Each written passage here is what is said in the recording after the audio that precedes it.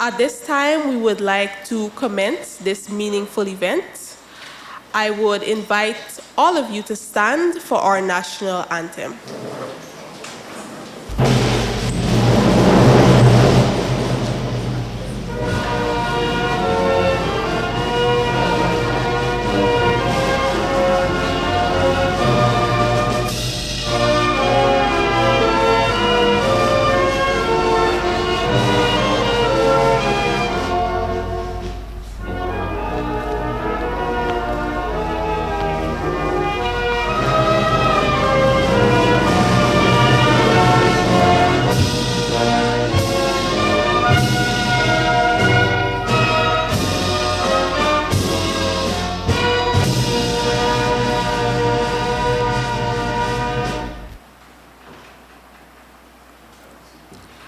Thank you very much. Please be seated.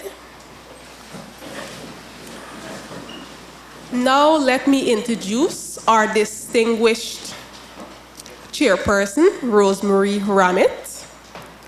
She is a visually impaired disability rights advocate, a dedicated special needs teacher, and the coordinator of the Women with Disabilities Network at the Guyana Council of Organizations for Persons with Disabilities. At this time, let us welcome Ms. Rosemary Ramit.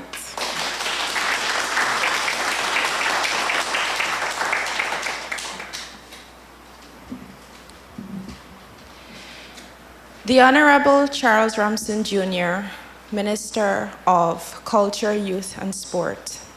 Her Excellency Nicole Theriot, the U.S. Ambassador to Guyana. Daniel Anthony, Senior Program Officer of the International Foundation for Electoral Systems. Ganesh Singh, Program Manager for the Guyana Council of Organizations for Persons with Disabilities. Members of government, members of the diplomatic corps, members of the media, special invitees, ladies and gentlemen, participants. Good morning once again, and welcome to the opening of the second National Youth with Disabilities Conference.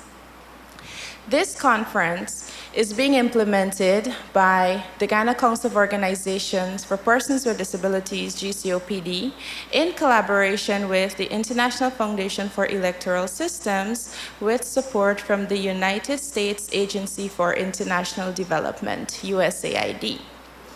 This conference is part of the Youth Allies program, and that is the Youth Advocacy, Linkages and Leadership in Elections and Society.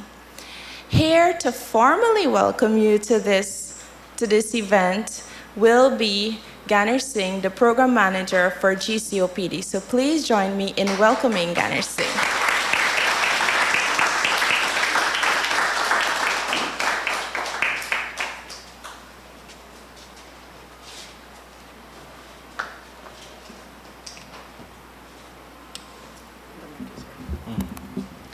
Thanks. Thanks, Rosemary. Honorable Charles Ramson Jr., Minister of Youth, Culture, Youth, and Sport. Her Excellency Nicole Theriot, U.S. Ambassador to Guyana. Daniel Anthony, IFS Senior Program Officer. Mr. Cecil Morris, Chairman, GCOPD. Members of government, members of the diplomatic corps, special invitees, members of the media, participants.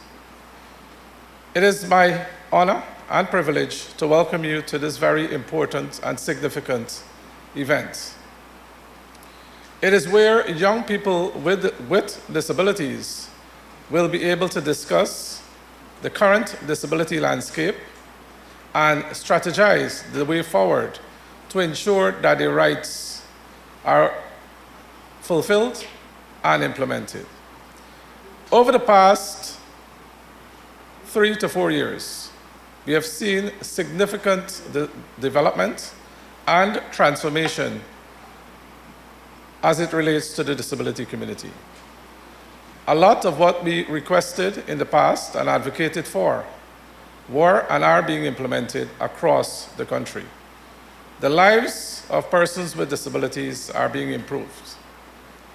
And as an organization, as a team, we are of the view that the young persons with disabilities have a critical role to play in this transformation. Hence, we worked with IFES and USAID in having the first National Youth with Disabilities Conference last year, where a declaration was formulated and published by the participants. And that declaration paved the way for our advocacy throughout 2023. With that background, I am trusting and I am very optimistic that the declaration that will be issued tomorrow evening will also help to facilitate the advocacy throughout the disability community for the next year. And we would be able to see more significant developments as it relates to persons with disabilities and continued transformation in all areas as it relates to the lives of people with disabilities. We know every aspect of an individual's development is critical to the overall well-being. And we trust that what we ask for would be implemented in partnership with us as persons with disabilities. And we do that in a way that we are seen as equal in this process. Once again, I welcome all of you to this very, very significant event, and I trust that we would be able to have very, very meaningful engagements and deliberations over the next 2 days. Thank you very much.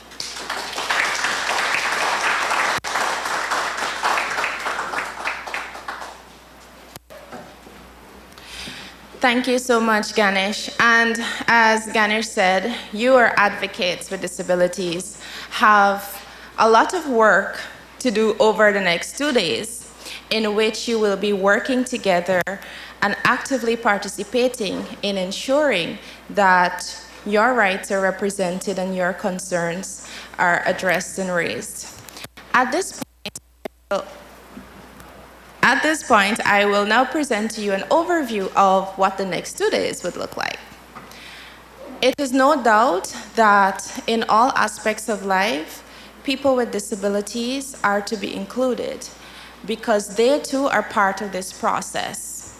We too are being affected by those social issues such as unemployment, access to information, access to technology, climate change, mental health, and other social problems also affect us. Therefore, over the next 2 days, you, the participants, will be exposed to these areas. You will engage in panel discussions, in breakout sessions, in small group activities, in which you will interact with experts in the field of climate change, mental health, the role of people with disabilities in leadership and civic and political participation.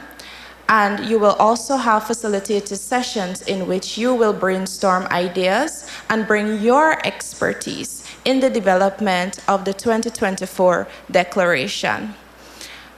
As I mentioned before, you have a lot of work cut out for you, but it is my hope that you will also have a lot of fun in this process. We look forward to having your cooperation and your participation. I encourage you, the participants, to take full advantage of the experts with whom you will interact over the next 2 days. So, as I mentioned before, I want to wish you all the best, and let us hope that this is a productive 2 days. Thank you.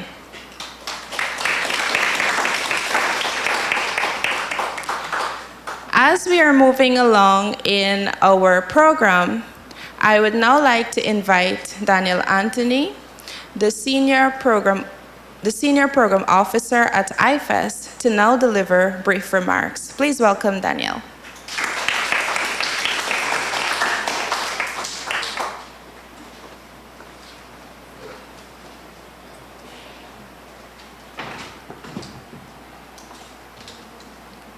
Thank you, Madam Chair. Permit me to adopt the protocols that have already been established. My name is Daniel Anthony, and I'm the Senior Program Officer at IFES Guyana. I am a tall Afro-Guyanese woman who is wearing brown glasses and a yellow pantsuit. Just to provide some background information on IFES, IFES is a non-profit organization that collaborates with civil society, public institutions, and private sector to build resilient democracies that deliver for all. Over the past 2 years, IFES, with the support of USAID, has collaborated with local partners, particularly GCOPD.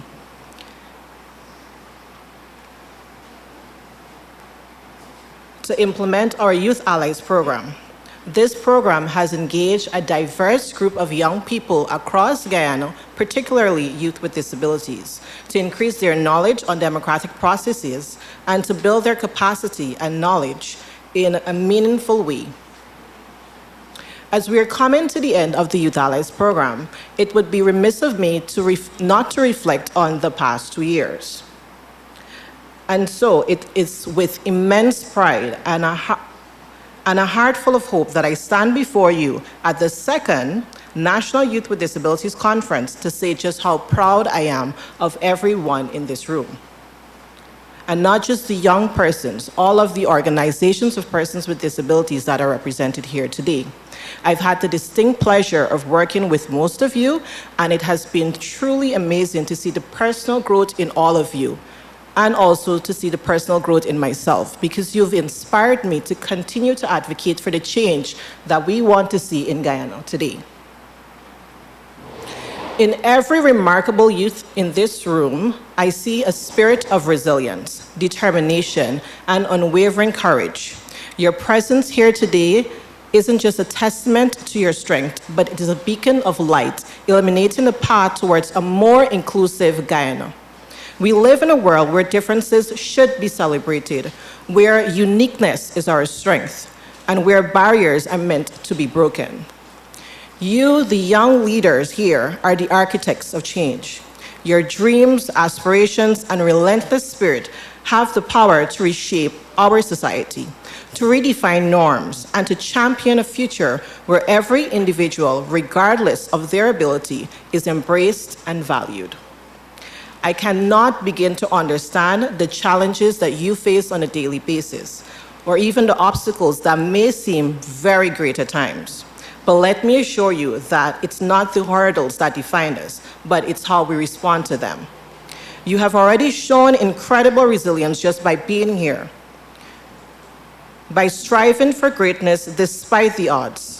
Each of you is a testament to the fact that disability is not an obstacle, but a unique part of the human experience, making our world a more colorful and diverse place. During the next 2 days, I want you to take a few points away. I want you to remember that advocacy isn't just about speaking up. It's about making our voices echo in the halls of change. It's about becoming the change we seek to create. It's about breaking the silence and painting the world with the colors of inclusion, accessibility, and equal opportunities. I want you to continue believing in the power of your story, the things that you've been through, tough times, the victories that you celebrated. It's with this that you can help others better understand what you've been through and to clear up any misunderstandings. Let your journey inspire others to embrace diversity, to build bridges where there were once barriers, and to champion a world where everyone can thrive.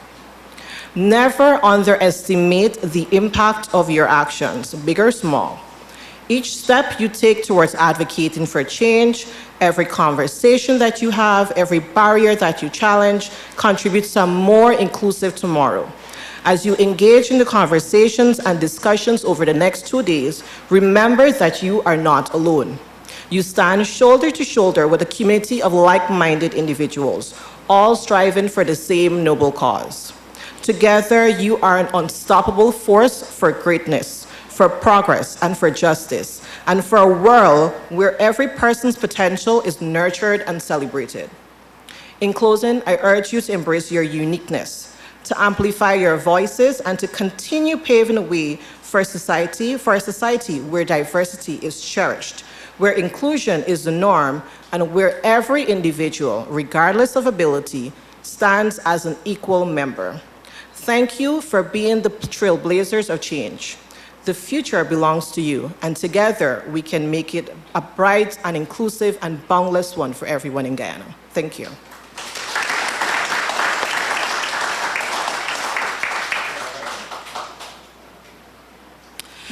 Thank you, Danielle, for your words of encouragement, and I know that your words will motivate and encourage our participants as they take on the next 2 days.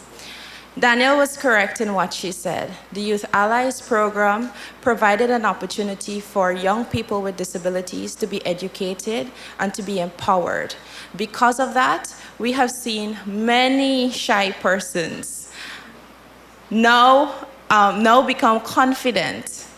We see persons who never wanted to speak out now facilitating trainings. Many young persons with disabilities were able to implement small projects in their communities, such as we had sports for children with disabilities, we had the education of teens with disabilities in sexual and reproductive health, and we had a community being impacted by a new bridge being built in that community. All this was made possible by the support of GCOPD, IFES, and USAID. This is why, as an advocate, I am hopeful that in the future, in the very near future, young people with disabilities and people with disabilities as a community will be able to partake in the development of our society. I would now like to invite Her Excellency Nicole Theriot, U.S. Ambassador to Guyana. I know this is our first event in which we have her presence, and we appreciate that. She will now deliver brief remarks on behalf of the U.S. Embassy. Please welcome Ambassador Theriot.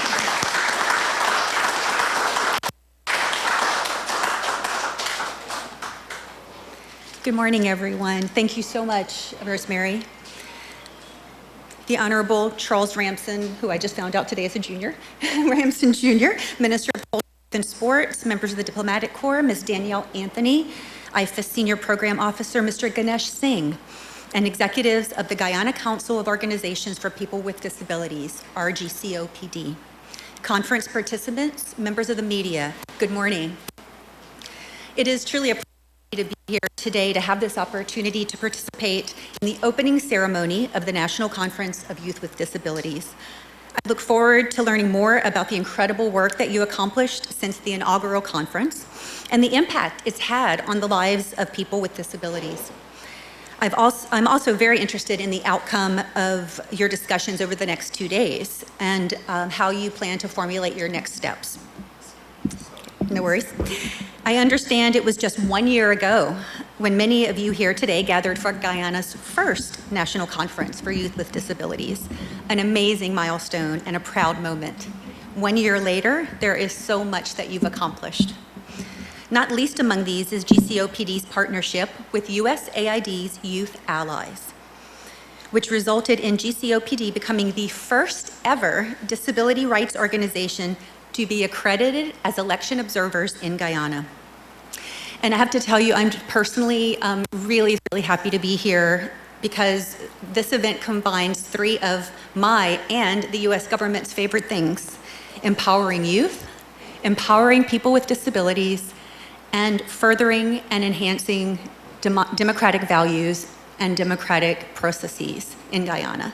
So there's nowhere else I would rather be because we're combining the 3 most important things that we do as the US government.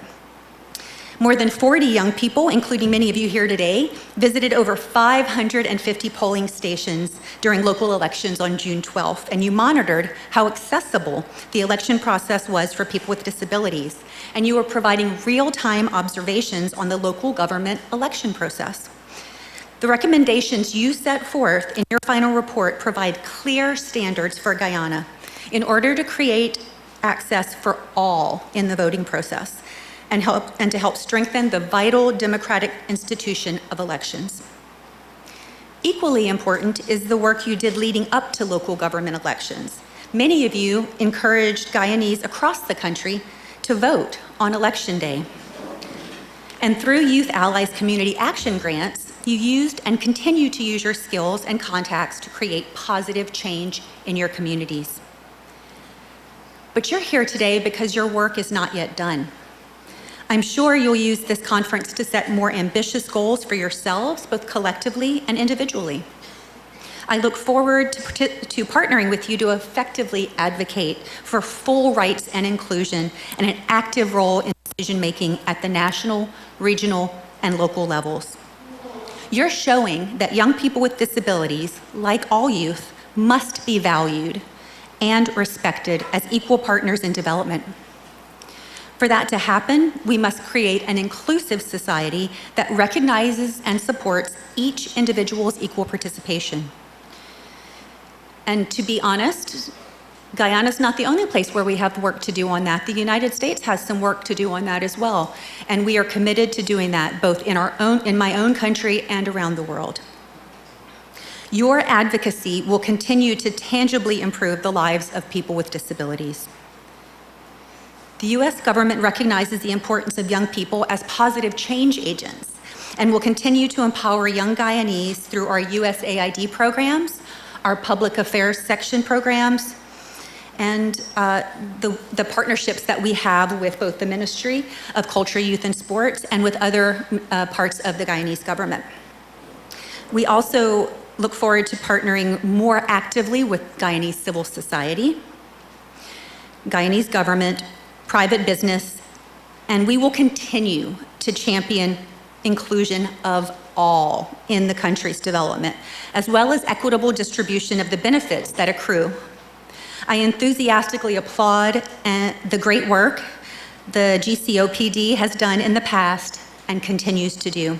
The United States will continue to be your partner and champion in that critically important work. During my time here, I intend to meet often with all aspects of civil society, especially youth. I actually had the pleasure of meeting last week with the youth ambassadors who went to the US on a US government-funded program and had an amazing experience. They've come back energized and passionate about making life better for the people of Guyana, and I know you want to do the very same thing. I look forward to hearing your thoughts, your recommendations, your opinions on how we together can best support Guyana's development. Thank you so much, and I wish you a very successful conference.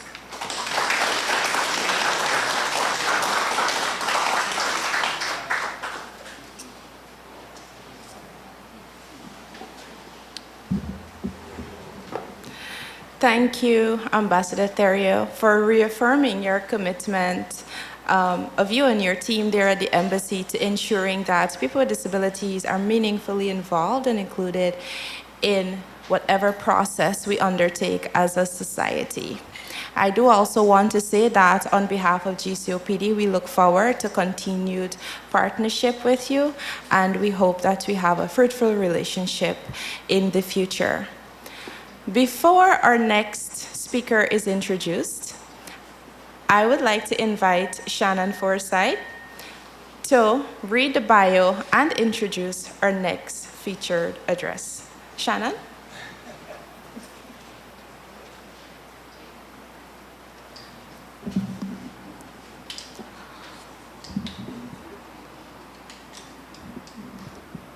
Our next speaker will be the Honorable Charles Ramson, Jr.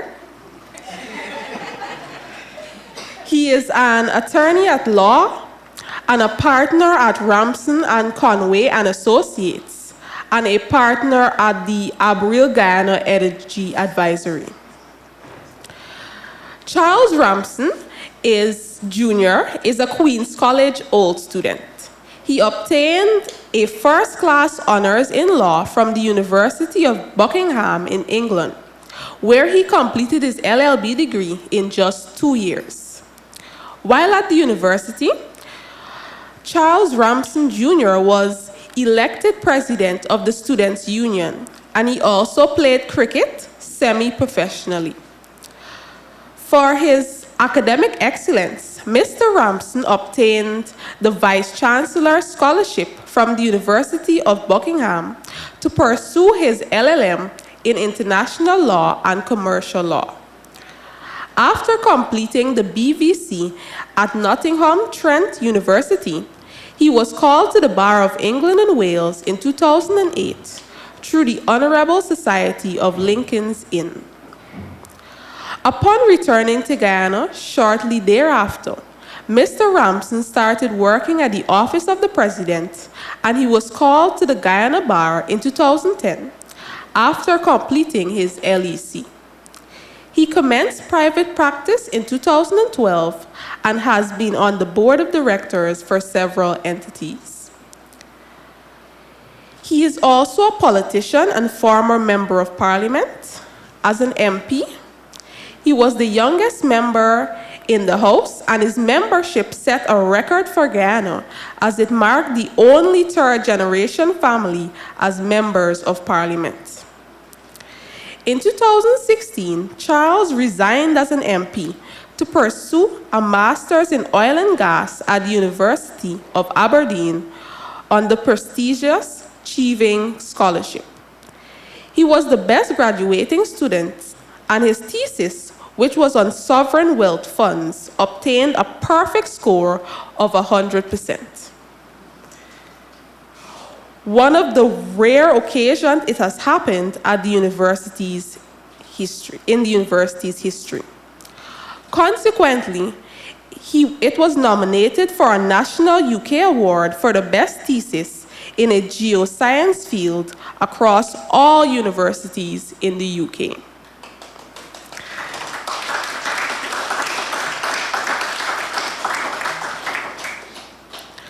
Following the conclusion of the 2020 elections, he was sworn in to fulfill the official duties of the Minister of Culture, Youth and Sport on August the 5th, 2020.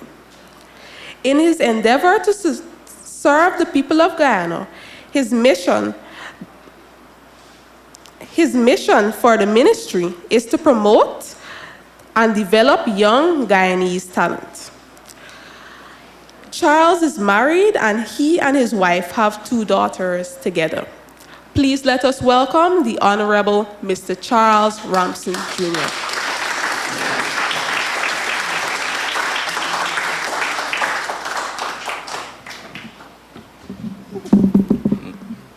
Thank you very much.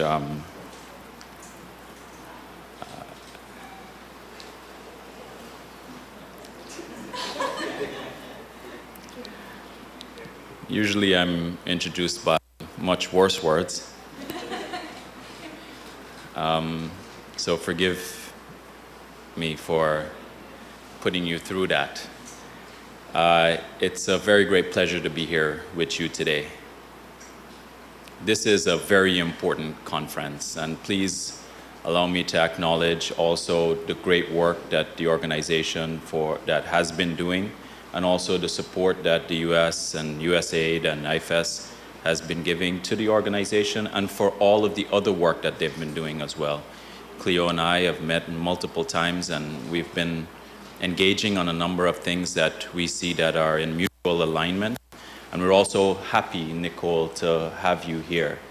We had our first engagement just a few days ago, and we could not have asked for anyone better to replace someone who has also etched herself into our hearts, Sarah, and also for the great work that the US has been doing over the last few years, especially in relation to the securing of our democracies, for which the government of Guyana is critically involved and is in a total alignment with our global partners on that. I wanted to say how important this conference is, but I also wanted to insert, if I'm allowed the privilege of sharing my opinion in this element, that I never consider it to be persons with disabilities. And I've never been a fan of that phrase, persons with disabilities, because we all have different abilities. what makes it a disability when we have different abilities. Every single person, whether they are trained or untrained, they are going to require the support of other people, either in our society or around the world. That is the reality.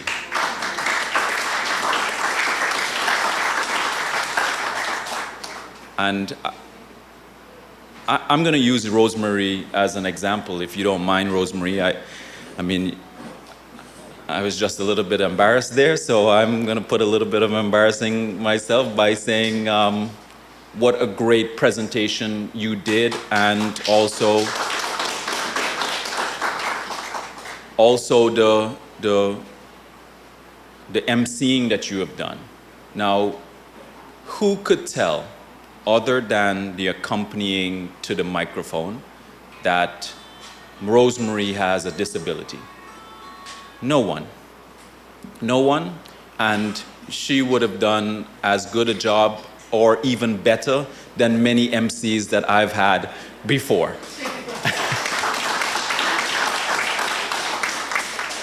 So feel free, Rosemary, if you ever want to do any MCing at any of our events, feel free that you have an open invitation on this.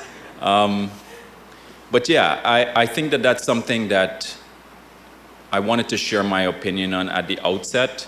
This is a conference, and you get to determine how you want to be addressed. And that's something that if you don't mind, and if you allow me to insert that opinion into shaping the conference, I feel it's something that it's important to changing the way in which the perception of persons with different abilities and different capabilities are viewed.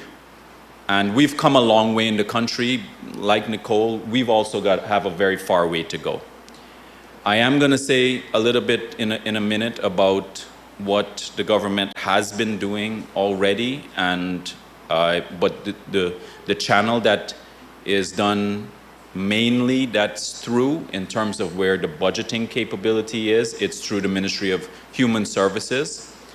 But since this is a youth conference, I've asked Suresh Singh, who is the Director of Youth, if you can just stand, he's here.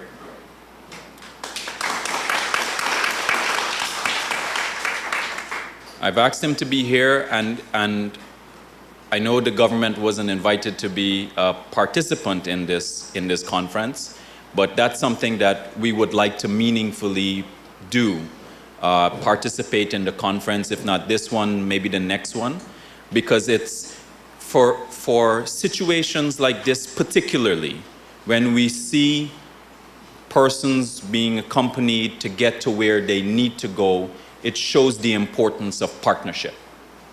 And partnership is about the sharing of resources and the sharing of the capabilities. So government has a lot of capabilities in this regard, and they're doing a lot. And it may very well be that some of the support measures that exist and initiatives that exist, persons may not be tapping into some of that because they're unaware. And that's one of the reasons I would say that it would be useful and productive for government to be involved in a conference of this nature, and maybe even to be involved in the version of a presentation or a panel discussion. I think that would give us a beneficial outcome to see how more and more persons would benefit from what's available and how things can be tailored. Initiatives, programs, projects, etc., can be tailored so that it effectively impacts on where and how it's supposed to. Persons with different capabilities, just so that you appreciate, one of the most important lessons that I've learned in life, and it's for myself and I've seen it happen for many other persons throughout their lives too, and for most people who whether they have different capabilities or that they've done other things in their life, they will tell you that what may be perceived as a disability or a disadvantage can actually turn out to be an advantage or a strength. What can be perceived disappointments can also turn out to be an open opportunity. And a lot of that has to do with your perspective and your attitude, and that's why I was very happy that Rosemary mentioned about the improvement of people's confidence. That's something that has to be done in any conference. You have to improve your ability to have that self-confidence so that you know that you're not different from anyone else. You're not different from anyone else. And as far as this government is concerned, every life is of equal value. And that's something that, and that's a philosophy that pervades all across the policies that we're looking to either enact or that are already existing. So I want to challenge you today to, in your own time or even in one of your breakout sessions, to familiarize yourself with a book that I read called David and Goliath by Malcolm Gladwell. It's named David and Goliath because one of the chapters in there covers the famous story of David and Goliath in the Bible that happened about 3,000 years ago. In there, he discusses and argues that it gives a full description of what happened during that period, 3,000 years ago in what is now Israel. And when the battle was ensuing, based on the geographic locations, they were essentially different tribes on mountains perched that they couldn't go and they couldn't advance any further because they would all be in a weakened position. So they were basically at a stalemate. So back then, it was also I guess a convention or a practice that you would have persons representing the various tribes to go and contest each other in duels. And the one tribe sent down, which was Goliath, he was 6'9", very strong individual representing one tribe. And when the other tribe saw that, they know that they had to send somebody else to battle. No one wanted to go because for all intents and purposes and by appearances, they were not going to be a match for this strong, tall individual. David had the courage, on the other hand, to say, I'll do it. Incidentally, when the story goes that when he was asked to put on his armor, he had refused, incidentally imbued with the Spirit of the Lord, which I never quite understood the story in that regard, because he shouldn't be disadvantaged or perceived as though he's disadvantaged if he's imbued with the Spirit of the Lord. But when they went to battle, David used his sling and hit Goliath in his forehead, knocked him out, and then decapitated him. And that was the perceivingly, or maybe for the story that essentially ends it. Excepting in this book, they go into a far more, I'd say, comprehensive and clinical assessment of who was really disadvantaged in that situation. So in there, they reference a number of academic papers where it was argued that the reason why Goliath had said to David, "Come to me," is because he actually was suffering from a condition called acromegaly, which is a tumor on the pituitary gland, which causes you to have either short-sightedness or double vision. It also causes you to grow and continuously grow because it's one of your hormonal glands. And because David was so far away, in a hand-to-hand combat, close range, David wouldn't stand a chance. But because he had used what he was good at, he was a shepherd, what he was already good at, he had used slings very well in the course of his shepherding. He used that to his advantage. Now, I wanted to bring that to your attention because what may be perceived as strengths of other individuals, make no mistake, they have weaknesses too. And what may be perceived as weaknesses or disadvantages for other individuals just has to be converted to strengths, or your strengths have to be identified. And that's why I would say that don't ever believe that you are weaker or less capable than anyone else in this world. Every one of you, you have different capabilities and you have very important roles and a very important contribution to make for the development of our country. And you will always find a meaningful partner in the Ministry of Culture, Youth and Sport and the Government of Guyana.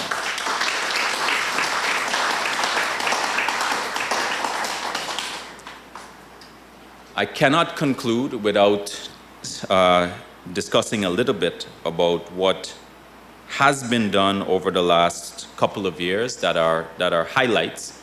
And this was shared with me from the Ministry of Human Services, so allow me the privilege and the opportunity to share this with you as well.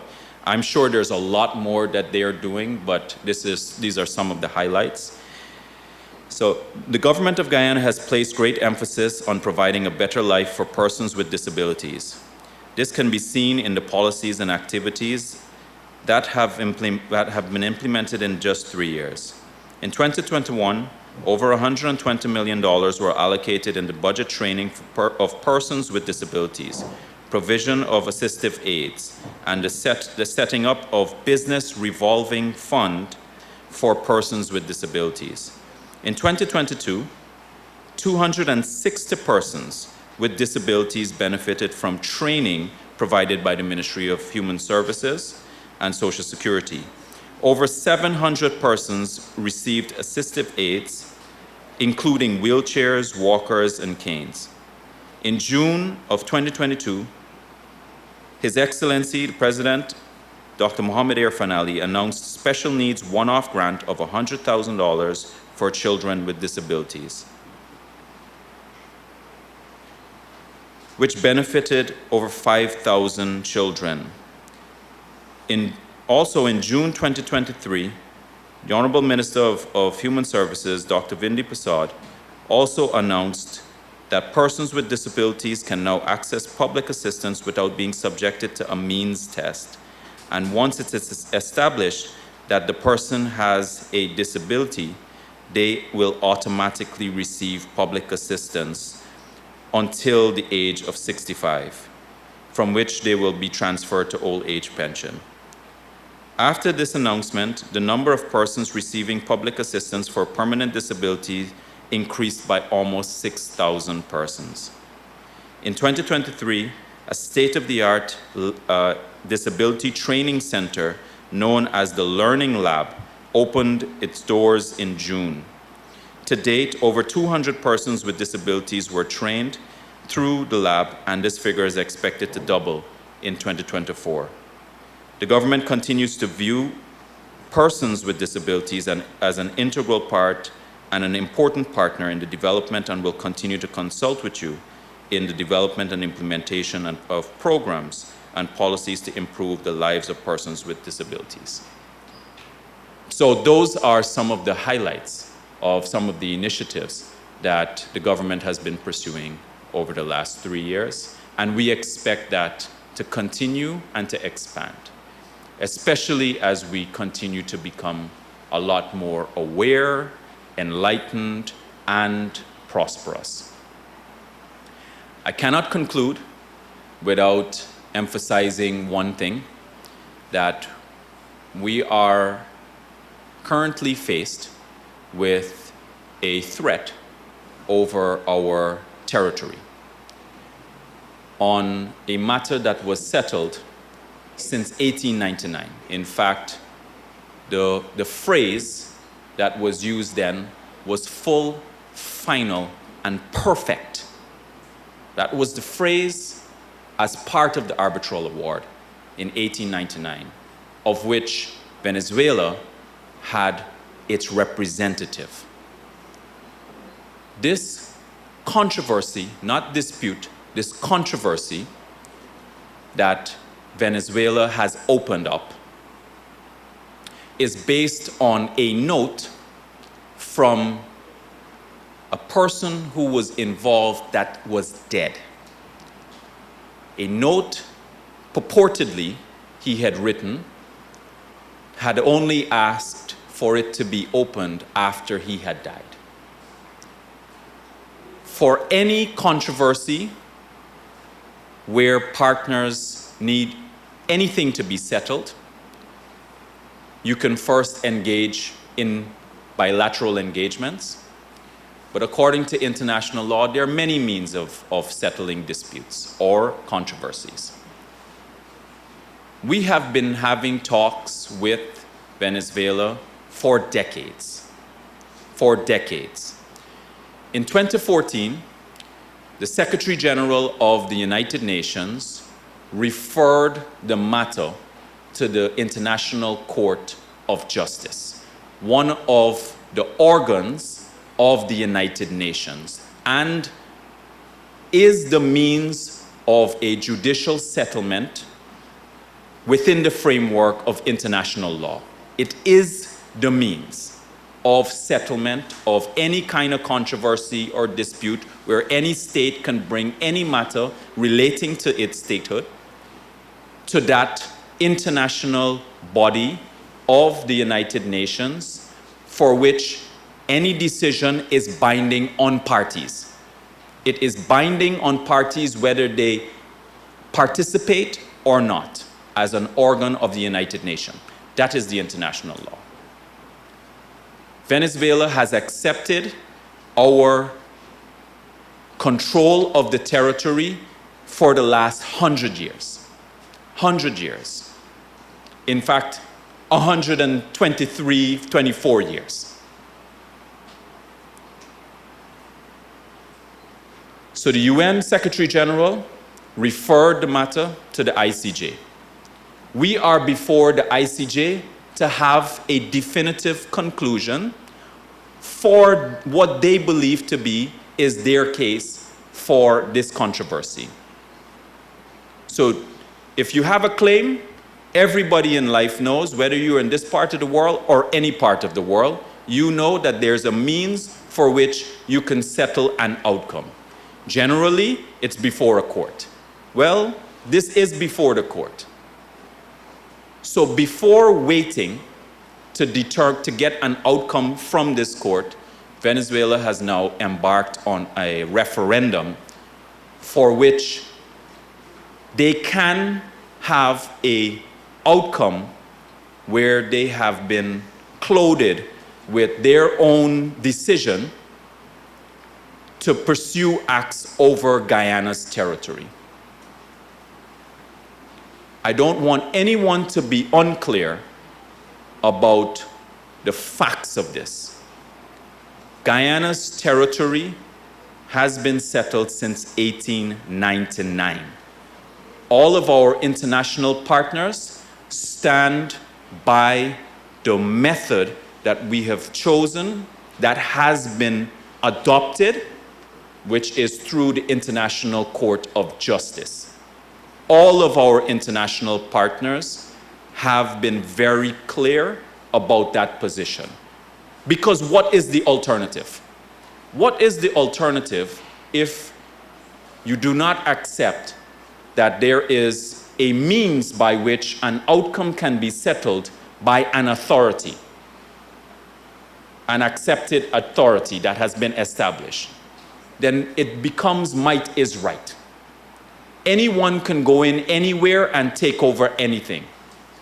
That is, and you can do that, you can scale that from the top and you can scale it downwards all the way to the bottom. In our house, in our property, no one can enter our property where we live. And we have a right to defend our property. That's what laws are in place for. That's what security measures are in place for. Similarly, the situation is there for in the international framework for territories of state.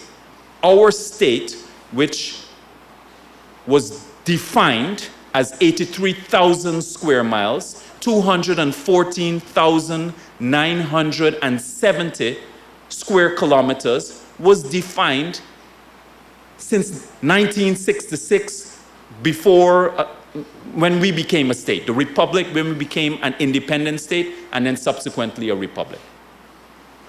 Everybody in Guyana knows that. Now, if you are taking a referendum to your people to claim territory for which they are the beneficiaries of territory, and the leaders are demonstrating, manifestly demonstrating that they are the aggressors and they can do so, what would the people of participating in that referendum do? That they are the beneficiaries of new territory. Will they say no? Absolutely not. The outcome is going to be very clear if they were to proceed with that referendum. And that's why we have taken this to the International Court of Justice to have an injunction, a prohibitive measure in relation to this referendum. So if they decide that they are going to disregard a ruling from the court, it means that they are disregarding all of established international law. And there's no place in the world for that any longer. We remain firm about the pursuit of a peaceful outcome for this. But at the same time, we cannot be oblivious about what anyone else is doing in relation to our defined territory and defined statehood. Guyana, as we all know, includes Essequibo. It includes Essequibo. None of us has to get a passport or a visa or anything like that to go to Essequibo, and that will not change.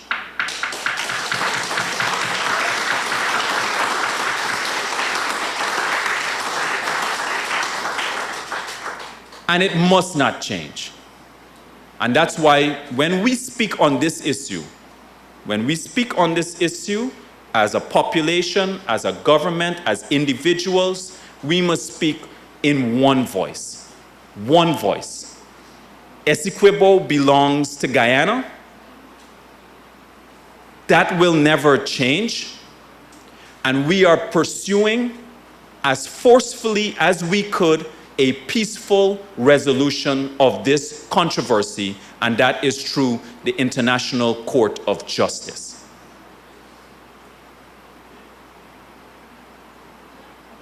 That is the bottom line. So if anyone else, and I raise this because I heard someone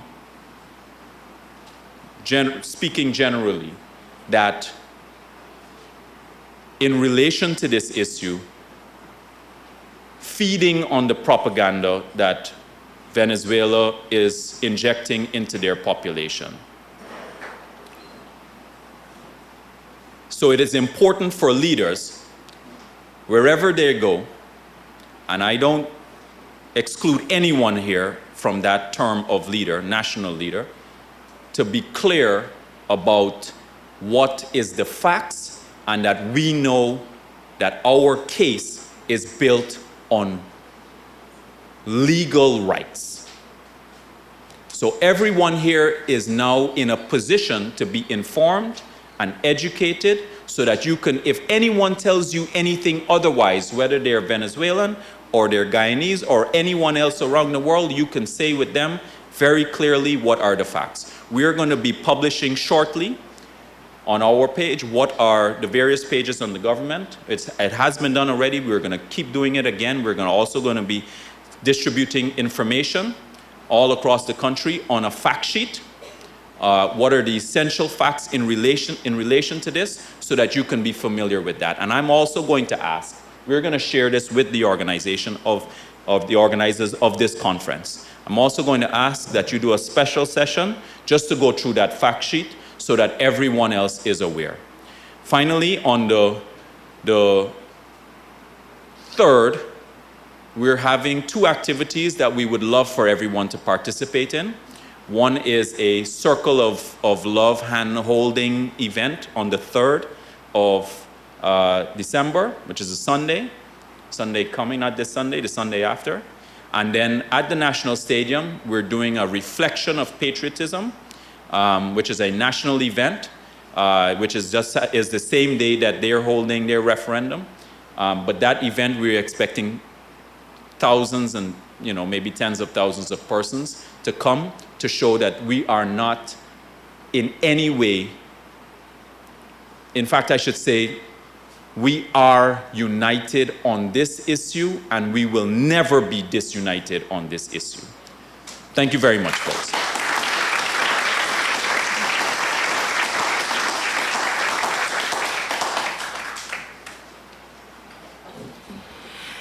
Thank you so much, Minister Ramson, for ending on such a strong note. And of course, GCOPD, we will collaborate with you in distributing whatever materials you have. And I would also like to say that with IFES, we have embarked on a media literacy program in which we're working with persons with disabilities to teach them on how to consume media and media content and always fact-checked information. So I know this ties in well to the point that you were making about always checking facts and ensuring that we have the correct information. Briefly, I also want to highlight a key takeaway from the story that you told about David and Goliath from the book. And it is true that as people with disabilities, we are well aware of the medical and the charity models of disability in which we are perceived as being needy, as always needing help, as being defective or deficient. But as Danielle also mentioned in her presentation, that the room is filled with resilient young people. And that is the most important thing about us as persons with disabilities, is that we find a way to get it done. And I know that in our daily lives, we always think of, I can't get over this wall, how else can I get around it? And that has always been the driving force and motivation behind the work that we do, to ensure that people with disabilities are included and are meaningfully involved. As we close this opening ceremony, just let me extend our gratitude on behalf of the organization, first to IFES and USAID for supporting us throughout the years under the Youth Allies program. As I mentioned, the long-term outcomes of the Youth Allies programs will be continued to be seen in the next generation, and that is how confident I am in the program. I would also like to thank our speakers, Minister Ramson, Danielle, Ganesh, and Ambassador Terrio. Okay, I need to shout now. Yes, Ambassador Terrio, for showing persons with disabilities the commitment that you have in ensuring that our rights are recognized and enforced. I would also like to thank the persons on the ground here at the University of Guyana, the GCOPD staff, our tech persons who are all working together to make this a success and to make this possible. To our special invitees, you guys know that we appreciate your collaboration. When you show up for us, you show that you support us, and we appreciate that. And to our participants, of course, this would not be possible without you. Please take advantage of the next 2 days. Work, work, work, and of course, have lots of fun. Thank you guys so much.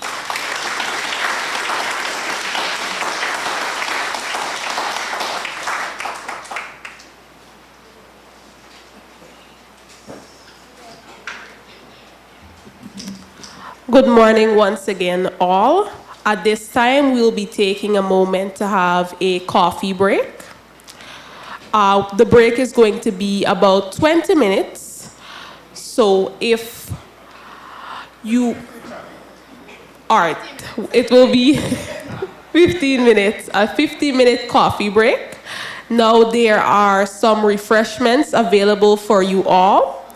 So if you will just look for the GCOPD staff or volunteers wearing the blue shirts, they will direct you on where you can get your refreshments.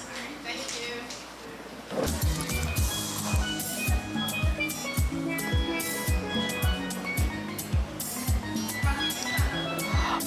All right, so our next speaker will be Miss Miriam Cementwala, and she is the Counselor for Political and Economic Affairs at the U.S. Embassy in Georgetown. At this time, I will invite her here to tell us a little bit about herself and give her presentation.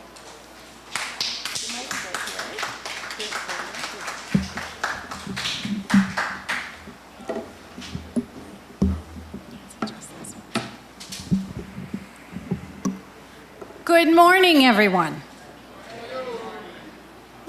Are we a little fatigued this morning?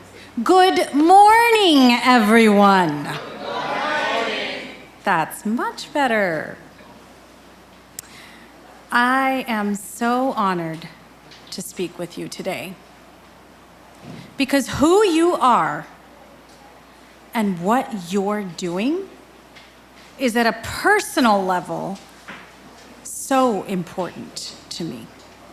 And I'm so proud that it is supported through the efforts of our USAID programming in Guyana, because I am a part of the embassy community, and you heard a little earlier in the opening ceremony from our headliner, our ambassador.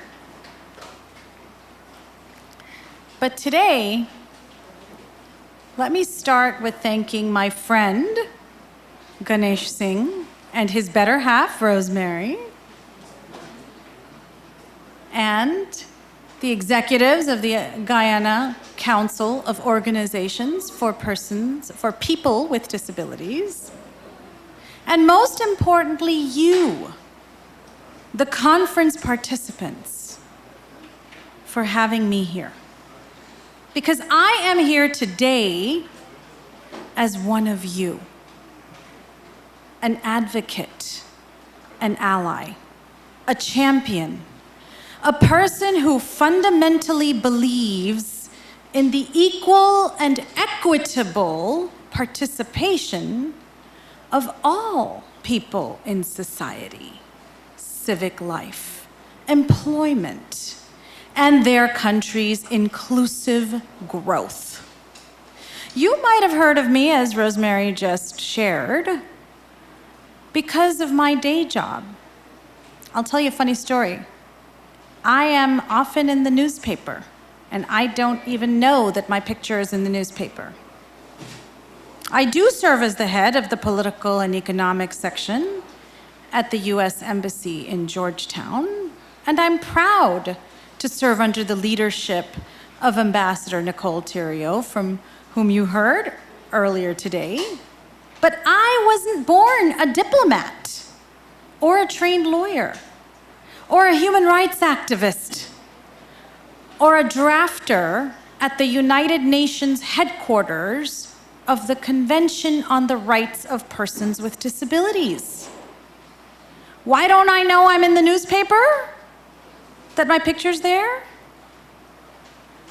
Because I was born blind in Bombay, now Mumbai, India. And my parents just wanted for me what all parents wish for their children: a life of dignity, respect, economic stability, and opportunity. The right to be judged on my merits and not my disability or any other characteristic. The right, as Jacobus Tenbrook, a pioneer in the blind civil rights movement of the United States, once wrote, to live freely in the world. But growing up in both India and the United States, and later traveling the world, I quickly learned that as people with disabilities, we can't take these simple blessings of life for granted. You know, Danielle started this morning with telling you that it's not the hurdles we face, but how we respond to them that matters. But I know that we can get tired of the hurdles we face. The Honorable Minister Charles Ramson, whose remarks I really enjoyed, made a very interesting point, which I have heard many times before. You are not different. I respectfully disagree with the Honorable Minister. I am different, and I'm proud of it.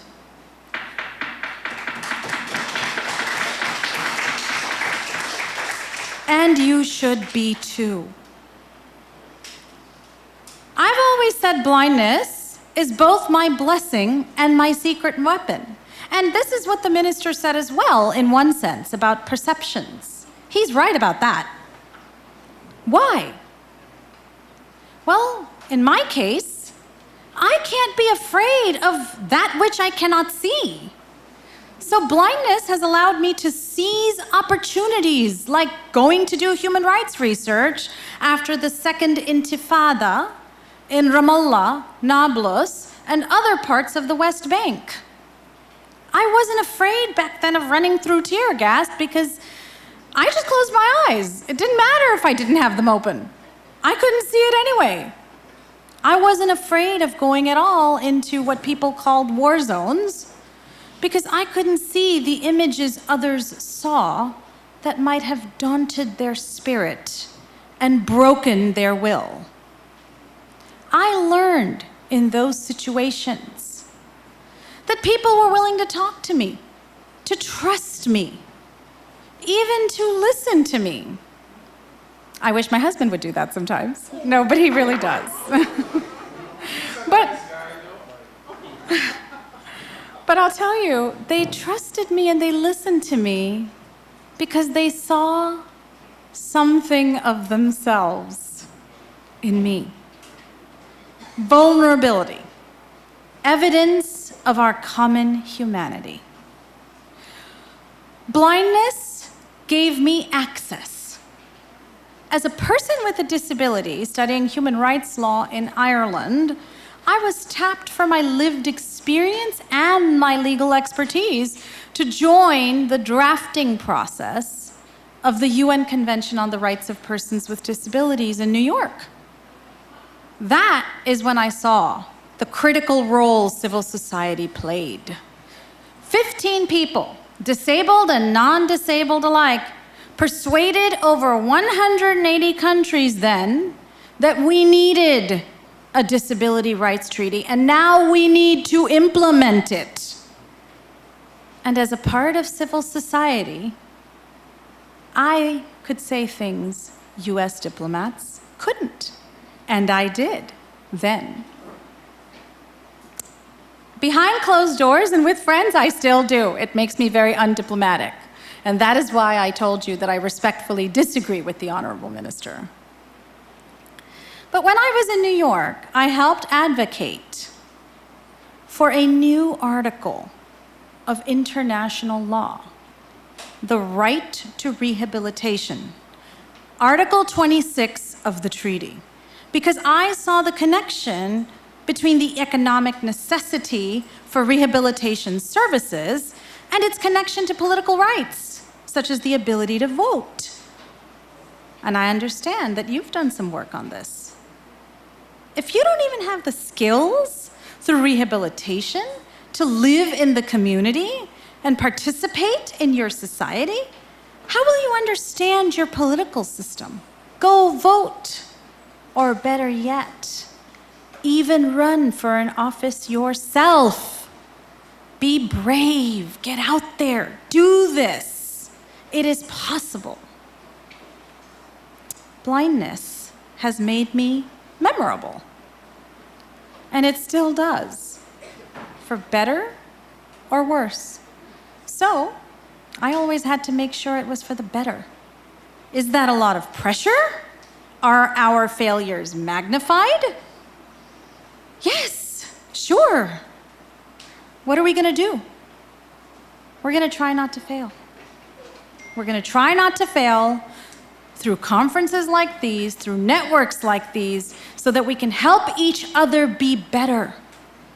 So, when you're under the microscope, as I often am when I don't even know that pictures of me are in the newspaper, just embrace it and be the best. A politician in a foreign country who didn't realize that I have a particular day job and I am actually competent to do it once remarked, "She's blind and she can talk to me." You'll hear that.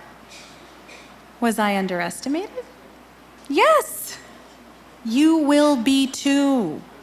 You won't initially be judged on your merits. You'll be judged on what people can see, what their biases and perceptions are, what they know. But you can, will, and must change all that. First, develop the skills, the knowledge, the expertise that makes you as indispensable as a human can possibly be. We're all dispensable, but we are not all memorable. And to be indispensable, to do this hard work, you need a work ethic that requires you to do more than an 8-hour day's work. You have to give it your all the time. And that is hard, ask me. Then go out there and don't be afraid. Don't be afraid of the stares, the looks of surprise, disdain, shock. My friend and mentor, Judy Heumann, changed the world for people with disabilities and for those without disabilities, because she was fearless and because she didn't tire easily. I started out saying to you, "Good morning," and the first one I heard was a little fatigued. There's no room for fatigue in our business, people. There's no room. Judy led the longest takeover of a government building in the history of the United States and probably the world in 1977. At that time, over 150 people with all kinds of disabilities joined her to fight for equity, justice, and access for people with disabilities in San Francisco. And do you know what she asked of them every night at 3 a.m.? I'm going going to recommend a book to you, like the minister did, but a different book. It's called Being Human, H-E-U-M-A-N-N, Being Human. And it's her memoir. And in that, she tells us the story, which I had known because I'd known her for over 2 decades, and I was blessed, absolutely blessed, to spend the last minutes of her life with her in the hospital this March. But here's what she said. Now, let me give you some context. What she asked of them was in the context of a protest that had lasted 25 days in San Francisco, and for it to be successful, you needed every protester, all of them, to stay and hold the building. And many of these protesters had disabilities requiring oxygen, injections, and specific medications to which access either wasn't there or was limited because the government, the United States government, wanted to make it difficult for people to stay so that the protest would disband and the world would stop paying attention to disability rights. To ignore us is easy. Ignorance, indifference, it's worse than hate. And each night, Judy asked, "Can you do just one more day?" When I'm really tired, I ask myself the same question. Can you do just one more day? To win, to succeed, to change the world, you always need courage. You always need work ethic. And sometimes you just need one more day. So as a woman with a disability myself, I wish you the best as you go to live, to learn, and champion the cause of disability rights, equity, and justice and access for just one more day. Just keep doing that every day, each day, for just one more day. For me, for Judy, because we are not there yet. Let me share one statistic from my own country with you. The ambassador said, we have work to do in our own country, the United States, where over 66% of working age Americans with disabilities are not employed. If we compare that to non-disabled Americans, this is substantially more than double. So, we all have a lot more to do. There's a lot more inequity, lack of access, lack of opportunity to address. And it's not me. It's you that's going to change the world now. So, I thank you for having me. God bless you. God bless your country and mine. God bless the United States of America. Thank you so much, Ganesh, and all of you.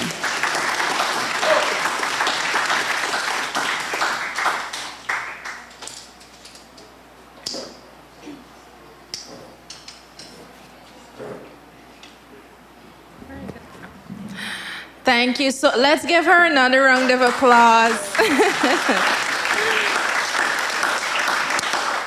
I know Miriam has been fortunate to have such an inspiring life, and she will be here for, not at the conference, but with us in Guyana for a little bit. So I know at some point in time you will get to interact with her and so on. Please pick her brains because she has a wealth of experience and a wealth of knowledge to share with you. Because she has been in disability rights, as she mentioned, for a very long time. And she has also been close with an instrumental advocate for the rights of persons with disabilities, Judy Human. And so we are very, very grateful, and we appreciate your presence here today, Miriam. And I hope that you are able to inspire our young people with disabilities. So thank you once again. So as we are moving along in our agenda, now please note that after lunch we'll have one more presentation and then we'll have our breakout group sessions. Before I continue, I just want to make a few notes that we didn't get to do earlier, just a few housekeeping. Persons who are wearing the blue shirts, those persons are volunteers and GCOPD staff and also the IFES. I'm not sure if IFES is wearing blue, but yes. So if you need any assistance, flag down a person in blue and they will be able to assist you, right? We are streaming live on our social media platforms. So I believe the background is supposed to have our hashtags. Post, tag us, post the hashtags, and get the conversation, keep the conversation going on social media. As I mentioned earlier, your bags have tickets inside and you'll give the person in charge outside those tickets to be able to have access to your meals. The washrooms are at the back of this room. So you are sitting, where you're sitting, it's at the back, right? The washroom is there. There's an accessible washroom also. So if you need assistance, please feel free to reach out to any one of the persons wearing blue and they will be able to assist you. Our next presenter is no stranger to us.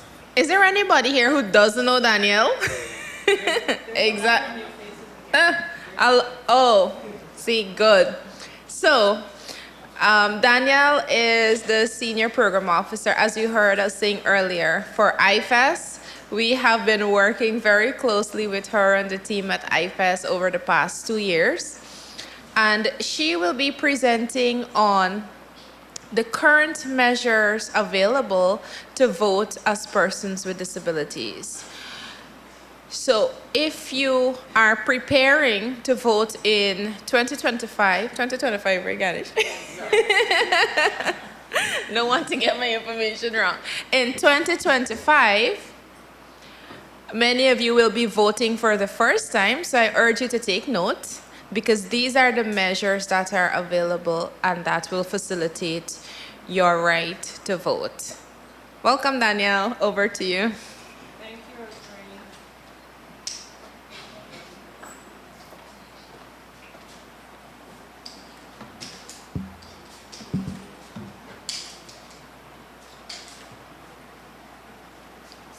Yes, thank you.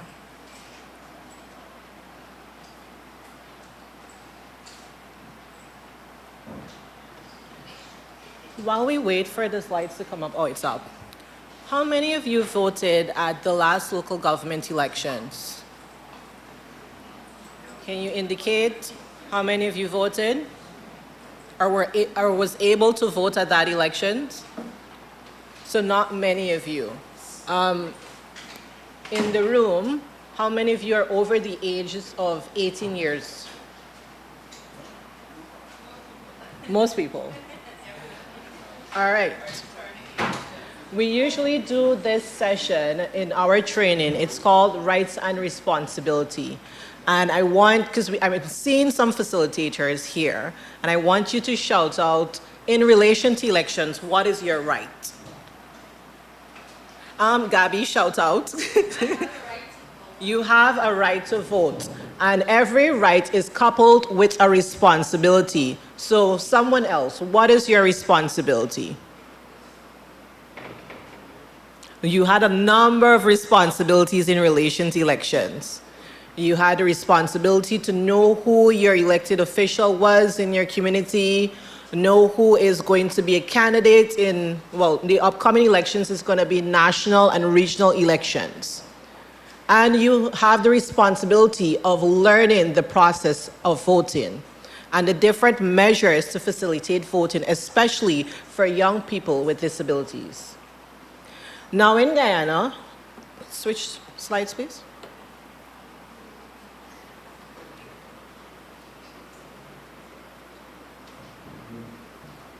Next slide. Thank you. Now, in Guyana, there are two measures to facilitate voting for people with disabilities. Those are voting by proxy and voting with assistance or with an assistant. Next slide. So we'll first address voting by proxy. Voting by proxy is simply casting a vote for someone else. So a person with a disability appoints someone to vote on their behalf. The person with the disability is called the principal, and they appoint a voter, the proxy, to cast their ballot on elections day. This measure is available to any eligible voter who is unable to attend a polling station to cast their vote. Any person who wishes to apply must first satisfy one of the criteria identified in two pieces of legislation. For national and regional elections, that piece of legislation is known as the Representation of the People's Act. And for local government elections, that is known as the Local Authorities Elections Act. Next slide. So if you're considering using this measure, voting by proxy, you must consider three things: who is entitled to vote, who can be appointed to vote as a proxy, and how you can actually apply to appoint your proxy. So let's look at the first criteria. Who is actually entitled to vote? Both of the two pieces of legislation that I mentioned, and when I say legislation, I mean the document that contains the laws. The Representation of the People's Act, as well as the Local Authorities Election Act, they govern national, regional, and local elections. And they allow persons or voters who are blind or have a physical disability to vote by proxy if they are, one, unable to go to the polling place on election day, two, likely to be unable to go. So if you think that for some reason you won't be able to make it, but you want to exercise your right to vote, you can also apply. And three, if you're able to go, you need to vote with an assistant. Next slide. Who can be appointed as proxy? A voter can be appointed to vote as proxy only if they're registered to vote at the same polling place as their principal and listed on the same official list of electors. So what usually happens is that the person you appoint to be your proxy turns out to be a relative with the same last name, because they may appear on the same official list of voters and they will be registered to vote in the same polling place as you are. A voter can be appointed to vote as proxy for no more than two other voters in national and regional elections. So if I'm assisting persons with disability, I can vote for myself and two other persons in national and regional elections, and no more than three other voters in local government elections. A voter appointed as a proxy must vote at the same time that that person will vote for themselves. So if I'm assisting someone, or I'm appointed as a proxy for a person with a disability, when I go to the polling station, I will vote for myself, and I will also cast the ballot for the other persons I'm appointed for. Remember, for national and regional elections, I can only vote for two other persons, including as well as myself, and three other voters in local government elections. Not more than one voter can be appointed as a proxy for a principal. So you can only appoint one person to cast a vote for you. If you're unable to vote for yourself, if you're unable to go to the polling station on election day, or if you're likely to be unable to go to the polling station on election day. So you can only have one proxy. How can you apply to appoint a proxy? Application forms can usually be uplifted from the office of the returning officer in your district. So around election time, GCOM will usually post notices. Usually those notices are inaccessible, but we've been trying to work with them to produce notices that are accessible or text along with the actual image notices. So please look out for that when elections come around. And that notice usually has the office address as well as the area where that returning officer will be located and the timeline for uplifting and submission of your forms. All completed forms must be submitted to the district returning officer no later than 10 days before elections day. So GCOM may possibly post a notice 2 months before elections or at the time of informing the public that elections will be held on a certain day. And they usually require you to fill out that form and submit that form 10 days before elections day. Let's look at the second measure, voting with assistance or voting with an assistant. The Persons with Disabilities Act actually goes further to allow persons to vote with the assistance of another person of their choice.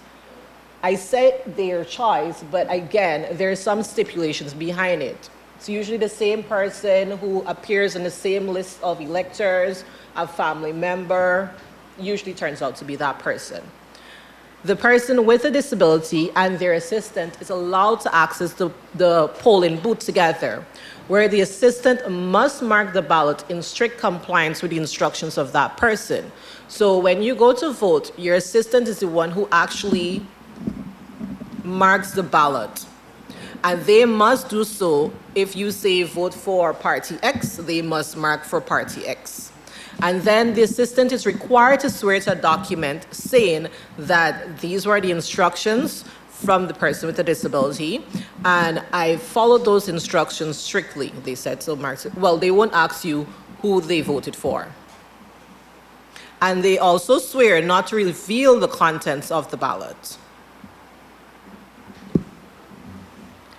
Any questions?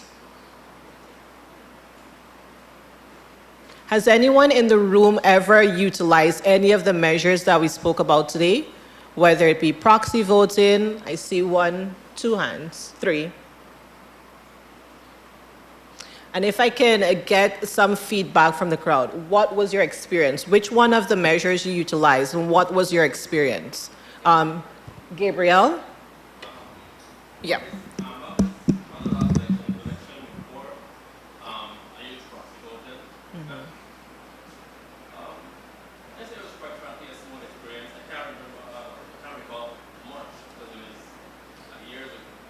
But I can't remember any sort of features or kind of. So for you, it was just filling out the form and then submitting it. Did you have to go in person and submit it, or you allowed a family member to attend the returning office and submit it? The family member submitted it. Anyone else? I saw Tishon raised his hand. Hi, Tishon. Which measure did you utilize in the past? So voting with an assistant, and how was that process for you? It was great. Just the persons in the are very personal. But prior to that, the voting process was. So this is the thing, one of the cons of voting either with a proxy voter or voting with an assistant. You really don't know if that person is going to vote according to how you want to. So ideally, you would want to vote independently, and we've been since advocating for measures to be put in place here to allow persons with disabilities to vote independently, whether there are tactile ballot guides there, whether there is visual or audio accessible means of communicating there for persons to use. Anyone else want to share their experience? I can share that now. Yes. So I didn't do proxy. I was trying to pull it out, but I got it. Yes, I was just talking about I never used proxy, but I did in the 2020 elections. I voted for the national and regional elections. And even though I had my cane with me, so first of all, the place, it was very, it was crowded, like it was congested. There was a lot of people. And for someone who, if I had gone there on my own, it would have been difficult because there was another booth in the street and you had to go collect a number and then you had to go to a list and check, I think, for your name there, and then you had to come back to where the voting took place and line up before you actually got in to go up to the polling staff. And then when I got up there, she was like, so one of them was telling the other ones like, oh, she don't look blind, she don't look blind. So like they were, like they were judging me, and I had my cane, but because I don't quote unquote look, because I don't know what blindness look like. I don't know why disability got a look, but and it was upsetting because, I mean, you go to vote, you're excited, you get to dip your finger into the ink and things like that.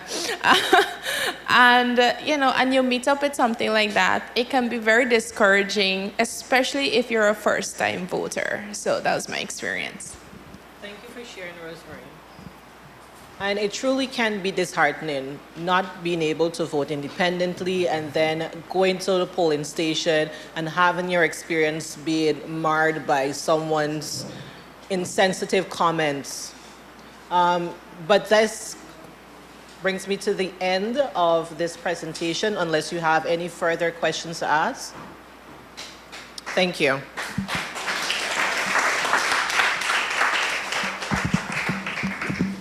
I'm just going to give it to you. Yeah, thanks. All right, thanks so much, Danielle. And I know we'll continue to hear a lot about different measures available to you as we get closer to our elections and so on. I hope IFES is still here for us to collaborate and work. So we will immediately move into the first panel discussion. And we have two important people joining us online, one from the Bahamas and one from Barbados. And this panel discussion will be moderated by our very own Gabrielle McKenzie. So just give us maybe 2 minutes to ensure, just to troubleshoot that our panelists are there online, and then we'll make a start. So Gabby, you can come up. Okay, and hold on, let me get the...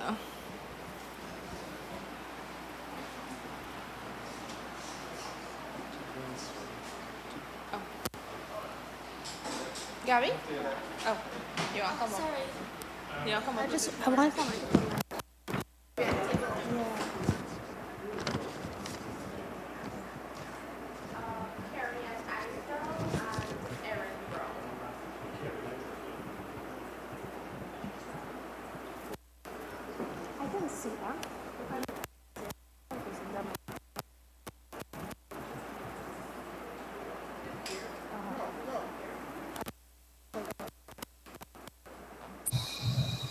Stay here. Are they online? Hello?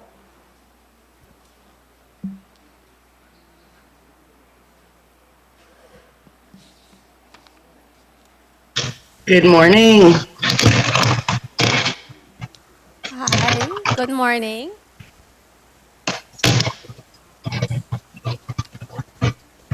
Good morning, everyone. My name is Gabrielle McKenzie, and I want to officially welcome you all to our event today. I will be your moderator for the next event, which is a panel discussion. Our panel discussion, well, our first one will be aimed to highlight the work and the journey of people with disabilities in terms of leadership as well as civic and political engagements.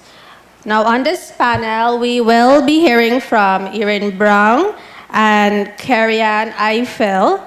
Now, a little bit about our panelists. Erin Brown is a Grand Bahamian native and bone cancer survivor. She self identifies as a limb difference individual, also known as an above the knee amputee. Erin's pronouns are she and her, and she represents the Bahamas regionally and internationally through disability inclusion and as a change agent for people with disabilities. But, Erin Brown serves as one of the Bahamas' most influential disability inclusion consultants in the region, with over 17 years of experience in challenging the status quo through disability inclusion strategies. She is the president of Erin Brown Connects, Disability Advocacy and Inclusion Management, which is a disability-led consulting service and nonprofit designed to increase disability inclusion awareness, advocacy and inclusion through training modules, marketing strategies, policy reform, and hiring practices. She has impacted inclusive brand recognition, education, healthcare, accessible tourism, Paralympic development, and entrepreneurship. Erin has worked in diverse roles nationally, regionally, and internationally.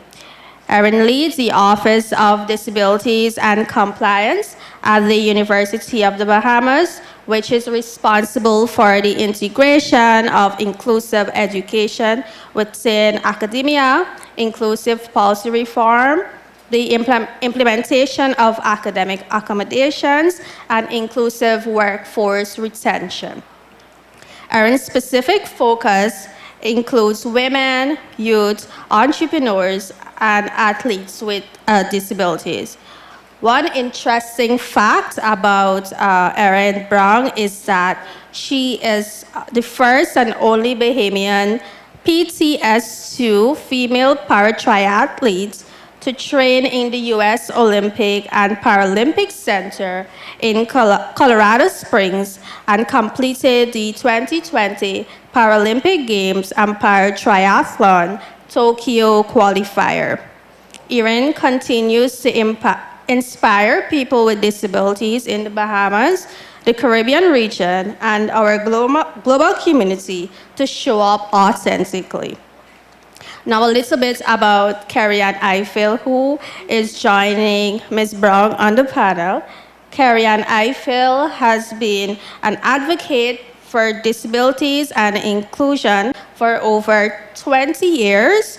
She is the current president of the Barbados Council for the Disabled, the Caribbean Council for the Blind, and the vice chair for the Commonwealth Disabled People's Forum. Can we just put our hands together to welcome?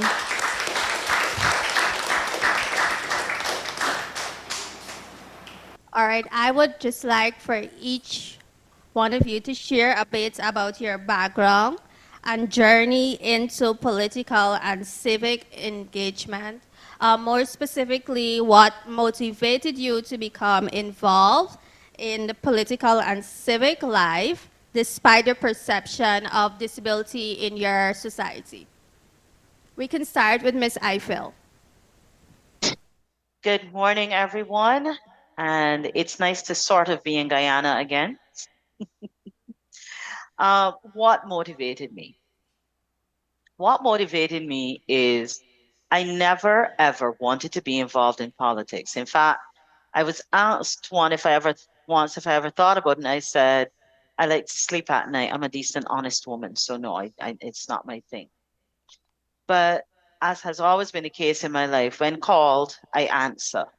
So when the then Prime Minister of Barbados, the late David Thompson, asked me to become a member of his Senate, I found it impossible to say no. I've always believed that if you want to if you want to see change, you must first accept the reality and then be a part of the work to change it.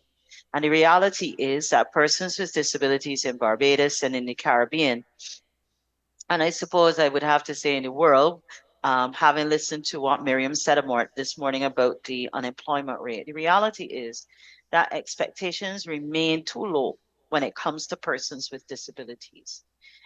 The people think they have to do too much. The entire process is still too one-sided. We're still discounted. We're still considered to be less. And I've always been a person that believes your disability does not diminish who you are or the fact that you have a contribution to make to society. My blindness is a part of who I am. It's not the extent of Carrie-Anne Eiffel. And so over the years, I've served in many capacities in government and otherwise. And I do these things not for myself. I do them because I believe that persons with disabilities have to be part of the process for change, not just change for ourselves. It's not a selfish world. It's a world in which we all have to exist. We need to understand that the world was not designed with us in mind. So that always is in the forefront of the work I do. But we also need to recognize that we have to be a part of this world. And one of the ways to remind the people that we are part of this world is to remind them that when Usain Bolt flew down the track, whether we were in wheelchairs, using canes or not, we shrieked and yelled just like every other West Indian. When anything happens in the world, it impacts us. When there are shortages in the supermarkets, all of those things impact us just as it impacts everybody else. Now, inaccessibility affects us differently. But when people recognize that we're part of the society along with them, then they can understand why we're calling for equal access to continue to make our contributions. So I've served in the Senate of Barbados, first as the Deputy President of the Senate, then as President of the Senate. I was part of the inaugural formation of the Caribbean Disabled, not the Caribbean, sorry, the Commonwealth Parliamentarians with Disabilities Forum. I currently serve on the Constitution Reform Commission, and that is an agency, that entity, we've been charged with reforming the Constitution of Barbados. This has nothing to do with disability specifically, but we necessarily, of course, must touch on disability. And that is how I've served and why I serve. Thank you for sharing about your life and your work and what motivated you. Ms. Brown, can you share with us your journey as well? Yes, and it is such a pleasure to be here. And it is such a pleasure to hear front and center Carrie-Anne Eiffel speak. It is an amazing feeling when you see yourselves in others and you recognize that your voice is not only important, but it is valued. Whether you live in the Bahamas, whether you live in Guyana, whether you lived in the Caribbean, worldwide, we're experiencing more of persons like us, that sound like us, look like us, have lived experiences like us showing up. And like Ms. Eiffel said, when I am not officially in office of any government as yet, as I am presenting myself for the upcoming election as a political candidate here in the Bahamas and as an independent one. And so that's one that is outside of the governing and the opposing party, right? And I remember being asked over and repeatedly, when are you going to run? You need to run. You're the next prime minister. You need to be in the Senate. And I honestly always responded, I am not the politician of now. What we've come accustomed to within our region of who politicians are, what they represent, how they carry themselves, I did not foresee myself as that. And therefore, I didn't think that it was something that persons would want, because I am that person who is going to speak up We're going to address the gaps. We're not going to fluff over things, because within our population and in our demographic, we recognize even more so during the pandemic how much as simple as emergency orders impacted us. Before COVID even had a chance to, through contracting it, you were being impacted. Your livelihood, your continuity of health, education, sustainability was impacted just by laws and things that were being put in place for our safety, our protection, and for us to be able to thrive during that time. I currently am on the National Commission for Persons with Disabilities. I am the accessibility chair. And so what that speaks to is a regulatory board that looks at our current Persons with Disabilities Equal Opportunity Act. And this is of 2014. So this is not something that we've had for a very long time. And we're still in the process of amending and adding and truly ensuring that it speaks to the demographic of persons with disabilities, but it also reinforces that this is an inclusive conversation. This is a we conversation. And so for me, I acquired a disability through bone cancer. And so up until the age of 23, I lived as a non-disabled person. Yet my actions and who the core of me has always been civil rights, human rights, rendering service. And so I found that everyone that I advocated for when I acquired the disabilities, I now had to advocate for myself in order to receive access, in order to gain inclusion, in order to find out what opportunities and support are out there. And so by doing self-advocacy, I then came back into full advocacy as I start to identify things, because I said to persons, I'm sure I'm not the first or the last person that you will meet with a disability who has college education, who has work experiences, who has dreams, who has aspirations, who plays sports prior to acquire a disability. And so my narrative was very different from persons who were born with disabilities, and my viewpoint on access was very different. But what was the same was the fact that access is a human right. So it didn't matter if I did not have the same disability as my peer.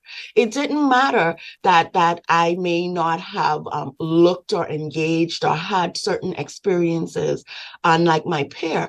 What mattered is my access was impacted. I was experiencing barriers. I, as a human being, have the right to be included not only in social development, leadership development, career development, and political life. And so for me, even though I learned very quickly that your voice is very important, and that's what I taught, and that's what I empowered the most vulnerable before acquiring a disability, I now dive deeper in that narrative. And therefore, when I showed up for jobs and I couldn't get it because they saw, as Rosemary said before, you don't look disabled, you don't look blind, you don't look this and that. And the question is always, well, here's the new look.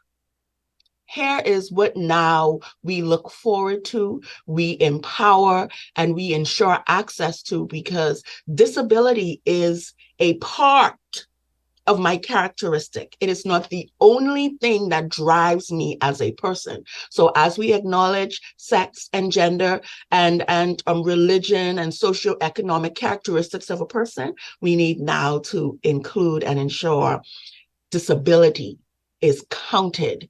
And that's how I got started. That's how I remain. And my goal is in showing up in this space. Special Olympics has a saying, when we try, even if we do not win, our goal is to finish, right? We are, whatever we start, we will finish. We will represent, we will grow, we will be authentic.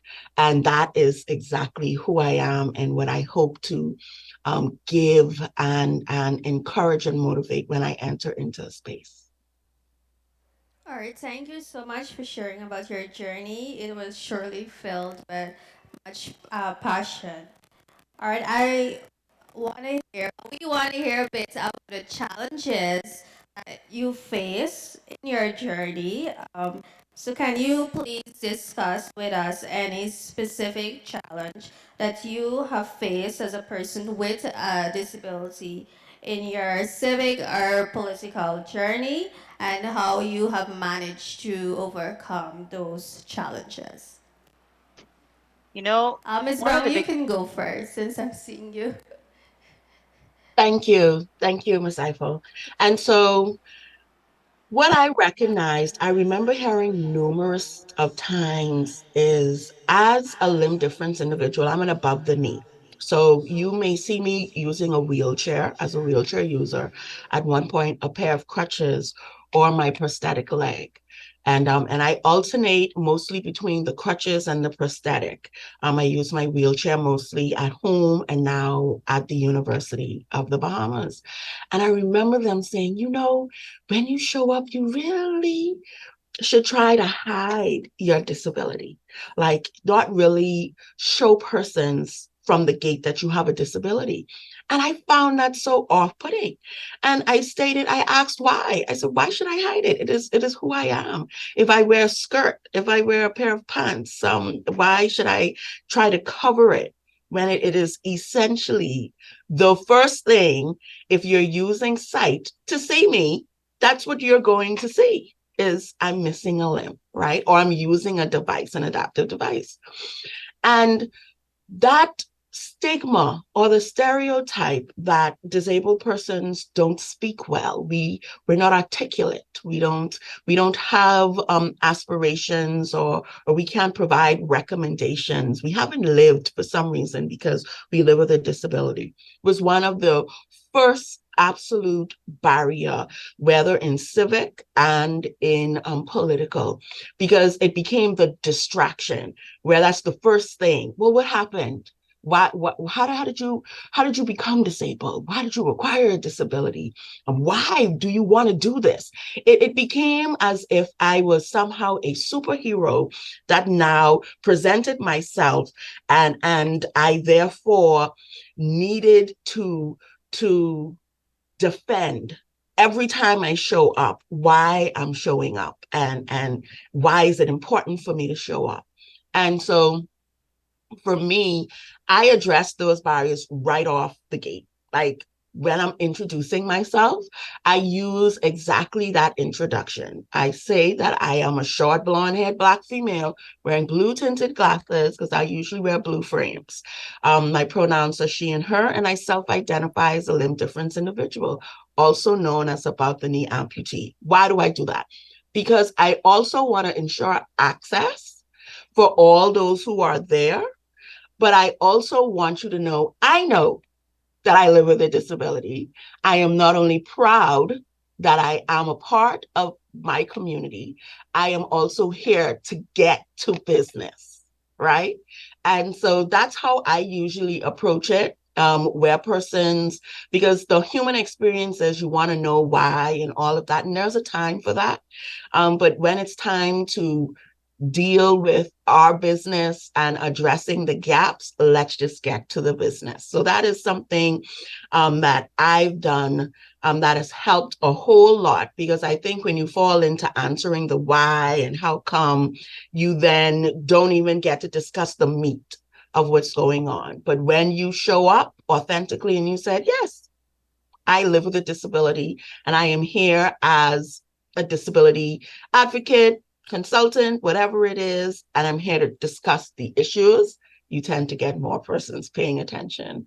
Okay, thank you for sharing that with us. So it's showing up authentically to overcome those challenges. Miss Phil, are you still here with us? Can you hear me okay? Yes, we're hearing you. I Yes, would very just much. like to hear from you on your challenges and how you overcame Well, them.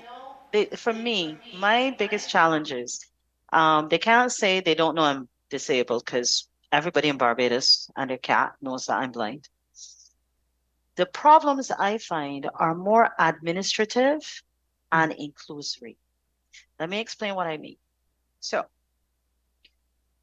when I was asked to become a member of parliament, I immediately knew that I needed to upgrade my technological equipment because I wanted to make sure I can readily be able to access my material and what have.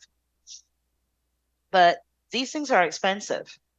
So it took me a little while to reacquaint the parliament with my needs. So what I did, I started sending in the bill for Braille reproduction. They kind of got the message after that. And then they bought me the equipment I needed. After that, it wasn't an issue. But at first, you had to signal to them why this was important. The other issue was the other things that you needed to do, all the other places you needed to go. Being a senator, being a member of parliament, it's not just about attending the sittings. That is a part of it. It's the preparation, it's the reading the material, it's doing the research. Things were not designed with us in mind. So getting access to that information was a lot more challenging for me than it was for others. Fast track to right now, Constitution Reform Commission. If I thought I had a lot of reading to do when I was in the Senate, nobody prepared me for the level of reading I have to do now. Because you've got to read, I had to read all of the contributions made from the general public on what they want to see in our Constitution. We had to read the material that was prepared for us as briefs on what needs to be in a Constitution. You have to do your own research and find external sources to support the information that you would want to see in the Constitution. So it's been hundreds and hundreds of pages of reading and reviewing. And I joined the Parliament in 2008. This is now 2023. Technology, COVID, all kinds of things have changed in advance, and we needed to keep up to date. So there's that. That's the admin side of things. Then at the beginning of the constitution reform, I never thought, it never dawned on me that they'd be giving us computers to work with. And so they said, are we getting computers? And I was like, okay, there's another headache coming up. And I said to them, I'll take an iPad instead. And I had to explain to them why an iPad was better for them to give me than it was for a computer. You know, the additional cost, because I'm not working with an inferior screen reader. It would have meant paying an additional expense. It would have meant waiting for the requisitions and all of those things. Whereas an iPad, they could just pop over to the store and grab that. So that worked. So that's the admin side of things. Now the inclusion. I keep telling people that persons with disabilities grow up within the same society as everybody else. Parliamentarians as well. Commissioners as well. Do not think that because it is something that is real and everyday to you, that it is everyday and real to them. Most people don't have a clue what it means to live in a wheelchair. They don't understand that today you may use crutches and tomorrow you're using a prosthetic leg. They don't get it that as a visually impaired person, today you may see because the lighting in this room works for you, and tomorrow the lighting in the same room doesn't work because your vision, you're stressed out, whatever the case might be. They don't understand that every person who's blind does not read Braille. They don't get it. Don't expect them to. You need to remind them, din it in their ear, explain to them why this is so and why you need what you need. Inclusion does not happen because you say it should be. Inclusion happens because we've worked really hard and really long over a very long time. And if we'd reached our goal, we wouldn't have to have these conferences and discussions anymore. The fact that we need to still have these means that we still need to continue to work. And that's why I'm excited that this is a youth program, because it means that the young people in Guyana, young persons with disabilities, are being afforded an opportunity to access information that wasn't there when I was your age. But you have a responsibility. It is not enough for you to attend these events, sit down, listen, go home and tell your parents, tell your friends you had a good day. It is an opportunity for you to take away from these discussions what we have shared with you and think about, okay, what am I going to do to make this real? Yes. What am I going to do to make the change? Because Erin and I, we've done our work and we will continue to do our work until the day we don't have to anymore. Yeah. But we need you to make it real relevant to your generation. We don't understand things the way you do. Your reality is not ours because you're younger, because your disability may be different, because you're whatever the case might be. And that's why these kinds of discussions are so important. I just felt the need to include that. Yeah. What other challenges? Gee, it's, if you recall, I said I happen, no, I like when Miss Brown shared about she's a blonde, black, this, and this. We are multifaceted. There are many different aspects of who we are. Our disabilities are only a part of it. That also has to be a part of what you bring to the table. If when you come to the table, the only thing you can talk about is disability related and your disability, then people are going to say, okay, the only thing Carrie Ann is going to talk about is blindness and how blind people can vote. So when the discussion comes up about why we need to change the representation of people's act so that this group that's marginalized or that it is more politically correct or whatever the case might be, if the only thing you've ever shared on is disability, then they're going to count you out as a non-entity.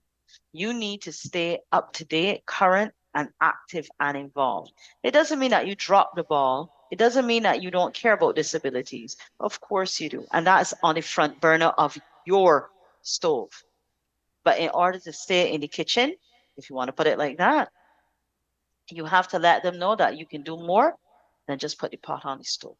You have to let them know there are other things you're interested in. When you become a part of that, then they will listen. Mm-hmm. Yes. Thank you so much.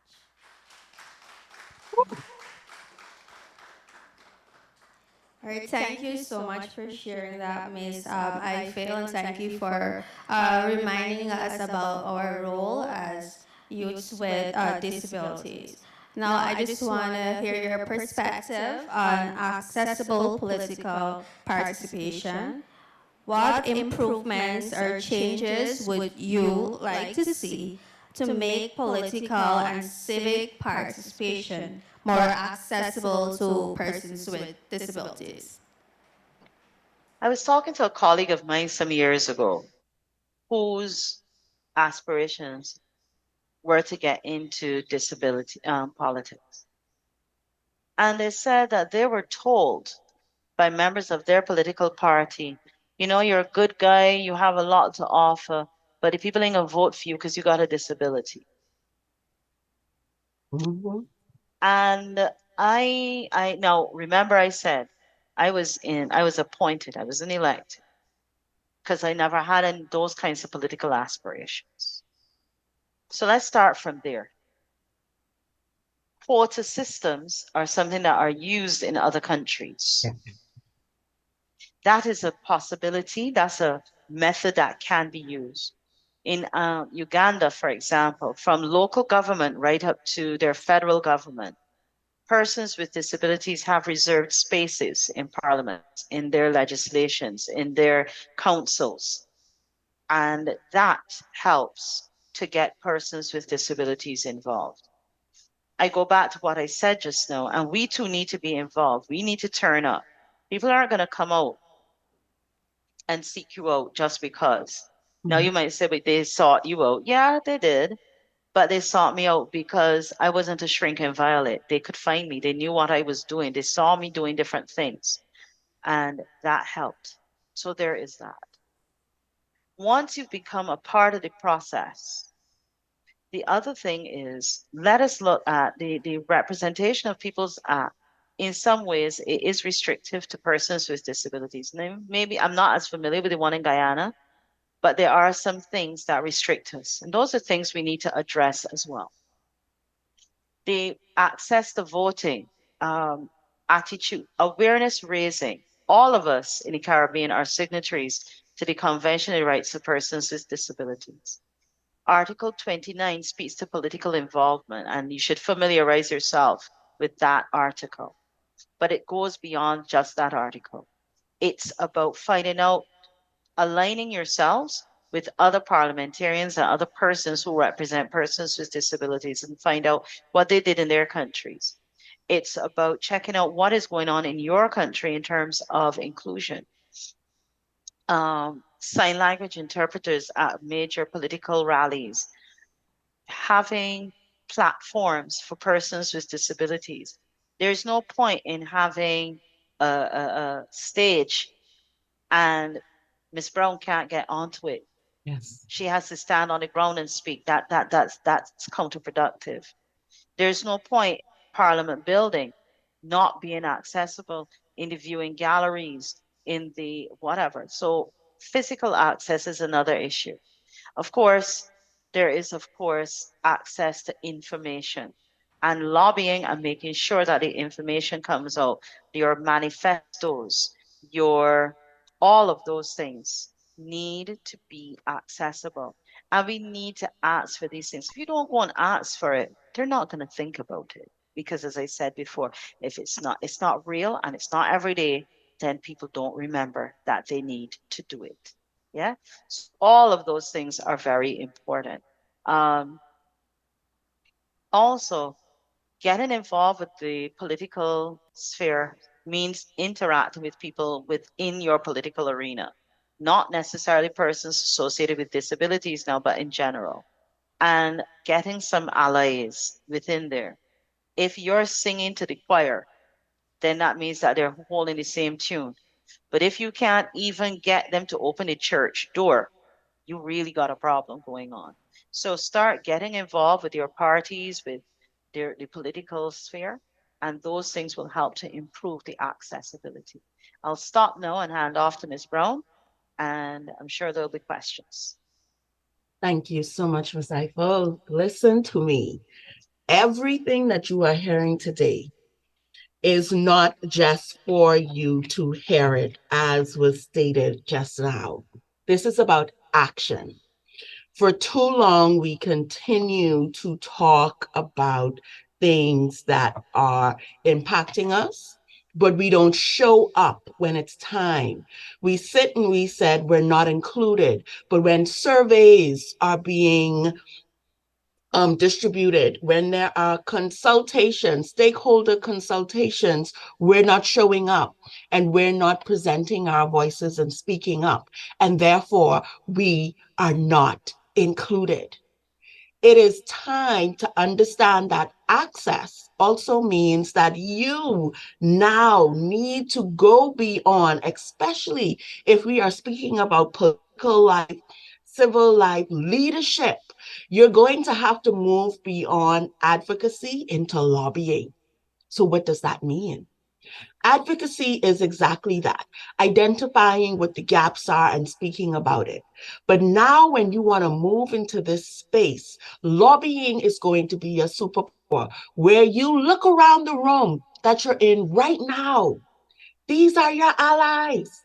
These are the persons that you sit down with and you say to yourself and to each other, what are the needs and what are we going to ask for? What are we going to do in order to get those things? Because in lobbying, you find like-minded persons who may fund that.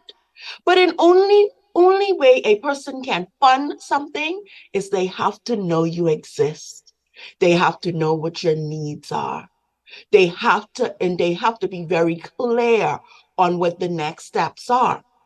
And so for me, yes, when I show up as a disability inclusion consultant, I have decided that it does not matter. They always say, well, what levels of disability are you talking about? What if we're discussing this? What if we're discussing that?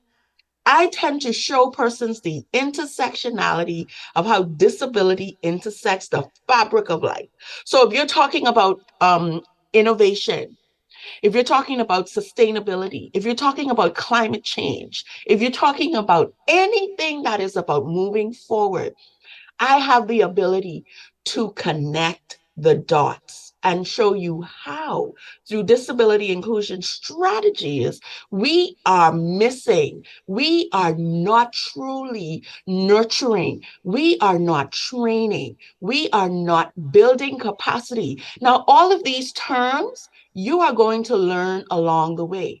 All of these terms like capacity building. You may hear about capacity building workshops. What does that mean?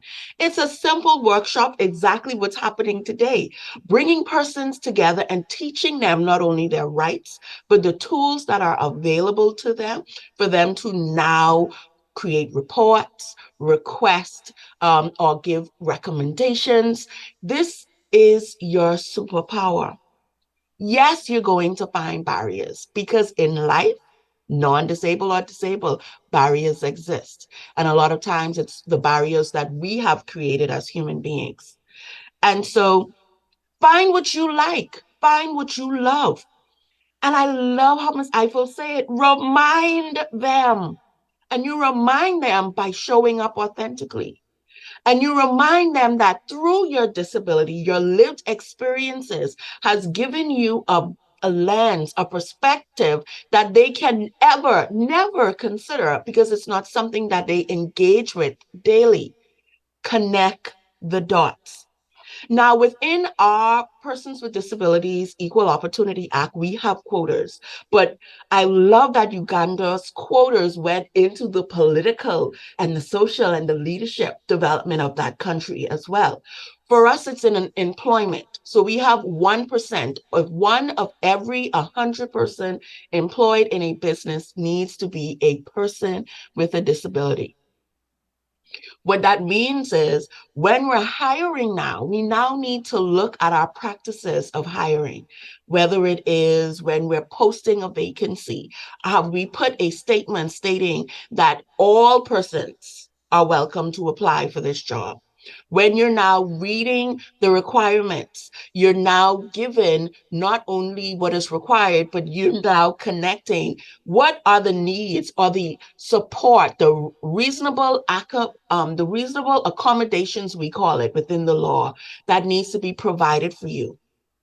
These things are not going to show up on its own. You have to speak to these things. So yes, become knowledgeable. If you find that you're looking for a document, you find something online and it's not accessible to you, do not be afraid to send an email, dial a number and state, I am trying to access this document and it's not accessible. Can you do this? Can you provide this? Show up in those spaces because it's the only way that persons are going to know that it's not accessible for all. Thank you.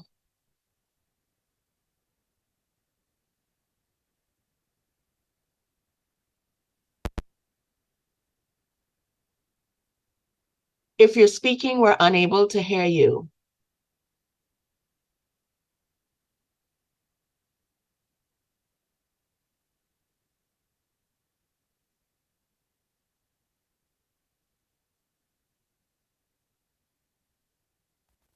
For persons with There we go.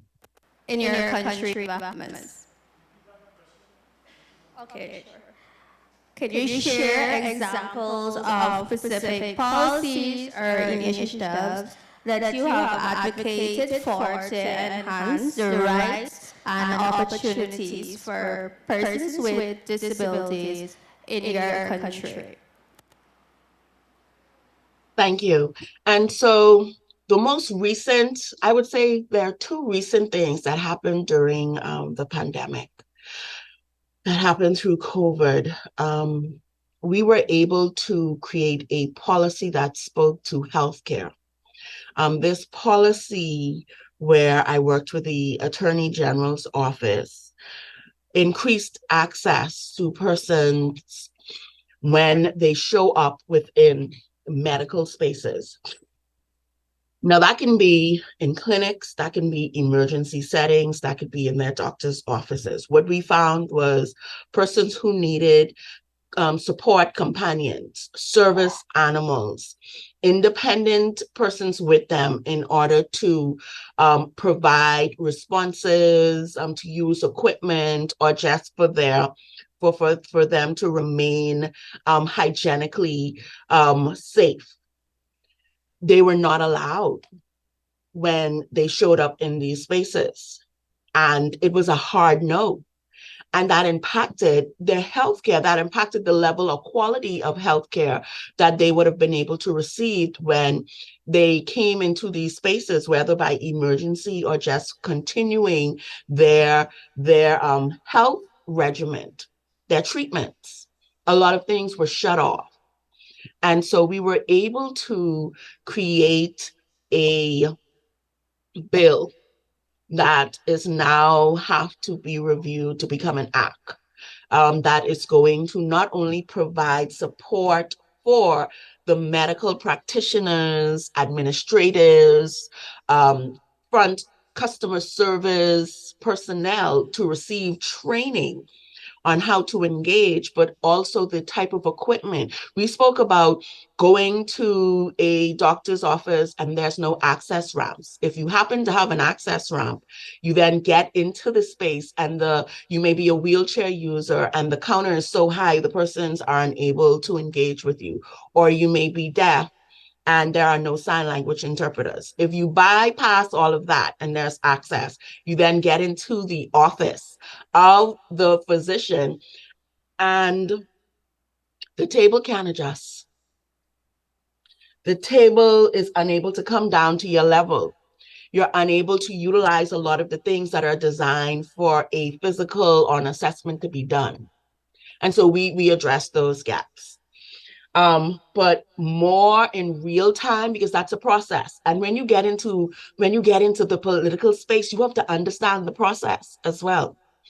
Even though that was done during the pandemic, which was between 2020, but 2019 to 2021 or two, it still not has been presented in order for it to be voted for, in order for it to be approved, to become an act. And so in real time during the pandemic, we recognized that we were having all of these updates that didn't include sign language interpretation. We were using spaces like live streaming, Facebook. We're not engaging the automatic closed captioning. We're providing sign language interpreters, but we don't have them in the frame.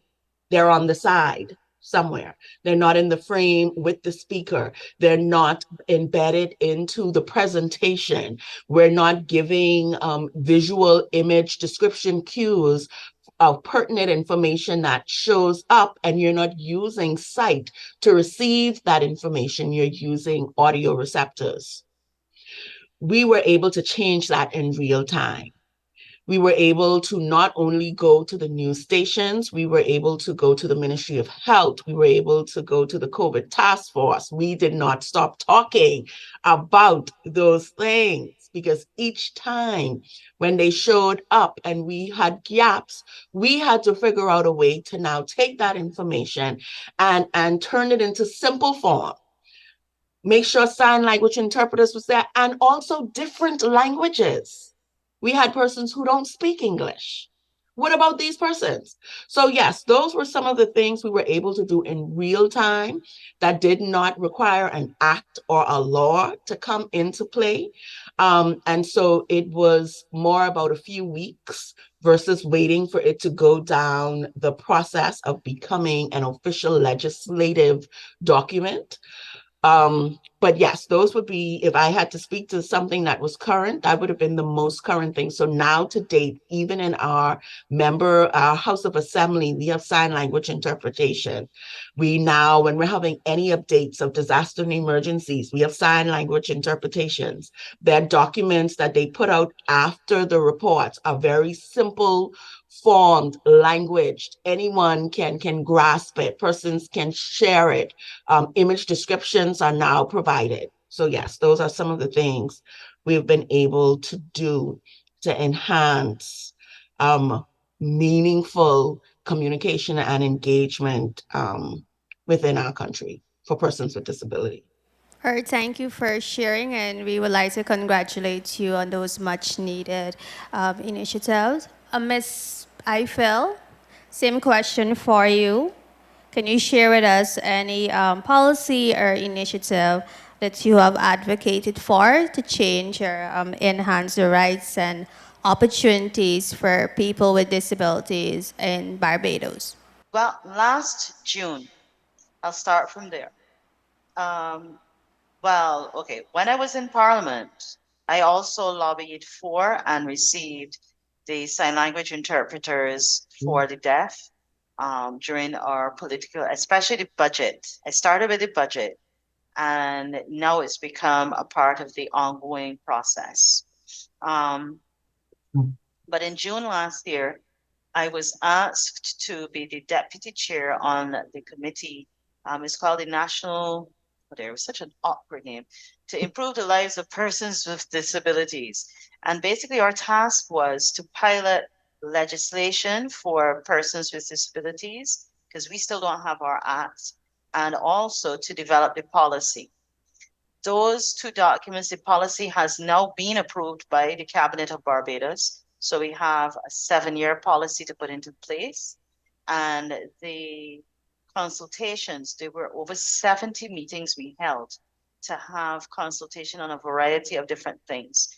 And that has found its way into the draft legislation. It was taken out to public consultation on several occasions. So hopefully soon that will be enacted. And that is a wide-ranging, cross-cutting approach that we have done. During COVID as well, there were a lot of issues that we had to bring to the fore, and they were addressed and listened to.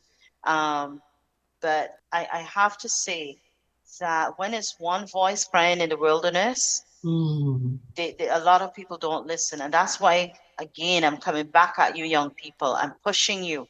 You need to speak up. Self advocacy is extremely important, but group advocacy is necessary too. Self advocacy means that they may make a change because people, they still treat things as though they're doing us a favor.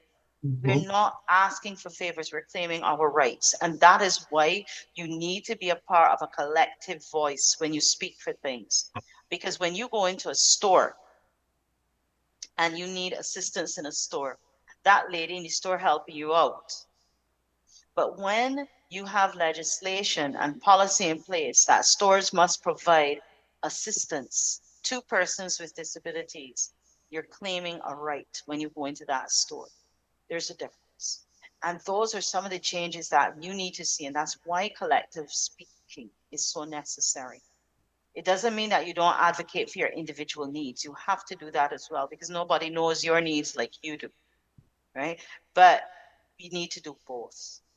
I think we dropped the ball a lot in the West Indies over the last couple of years, and we haven't been as vocal as a group as we need to be. And then when we hear the Carrians and theGanishes and the Erins and the Who's speak, oh, they're going to listen to them. They listen to us because we don't speak for ourselves. We speak for everybody, right?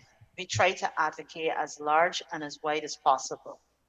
And you need to be a part of that process as well. Now, what are some of the other changes that we've had? It's beautiful when you can look around you and see change that you didn't necessarily initiate, but you were part of the thinking that brought people around to this way. So no, only this morning, for example, I was having a conversation with somebody that works in the Barbados Immigration Department. We have recently we've instituted online immigration forms, and then they have those little kiosks at the airport. They're not accessible to the blind. They have some that are lower levels for wheelchair users, but I still need assistance. And the last time I came through our airport, one of these officers there told me that they're planning to do away with the online form. So I called the immigration department to say, no, please don't get rid of it. And the ladies, so they didn't have any intention. That was a miscommunication, I'm told. But the point is, they need to know that that serves a purpose, not just for the average Barbadian, but for everyone. But for persons with disabilities, it makes a difference. If a person who is deaf, yes, there are people that need to be trained as sign language interpreters. But let's face it, everybody is not going to do it up to the same level. So if the deaf person can do it in the convenience of their home to fill out those forms, then all they need to do is to go through, hand in their passport, and move along. So those are some of the policy changes that we've seen. And the reason I brought up that last one is there are some mainstream things that were not designed for us, but they greatly enhance our quality of life. During COVID, the hospital, uh, they had done away with the dispensary where you had to go and collect your medication. And they developed where you had to go online and call in and get your medication delivered to your house. Can you imagine the level of independence that gave back to wheelchair users? No more having to beg, no more having to wait, no more having to stress. All you need to do is to get your medication delivered to your house. Those are some of the things, the policy changes that we want to see continue. It takes work, it takes effort, but those were conveniences to others, but those are lifelines to us. Yeah. All right, thank you for sharing some of the good things that you've done. The very last question, we would just like to hear about both of your vision for the future regarding the role of persons with disabilities in political and civic leadership. Yes. And so, whew, what it is so beautiful to hear this, to have this conversation. I think also what happened for us during COVID, it became the equalizer, and access became the forefront conversation.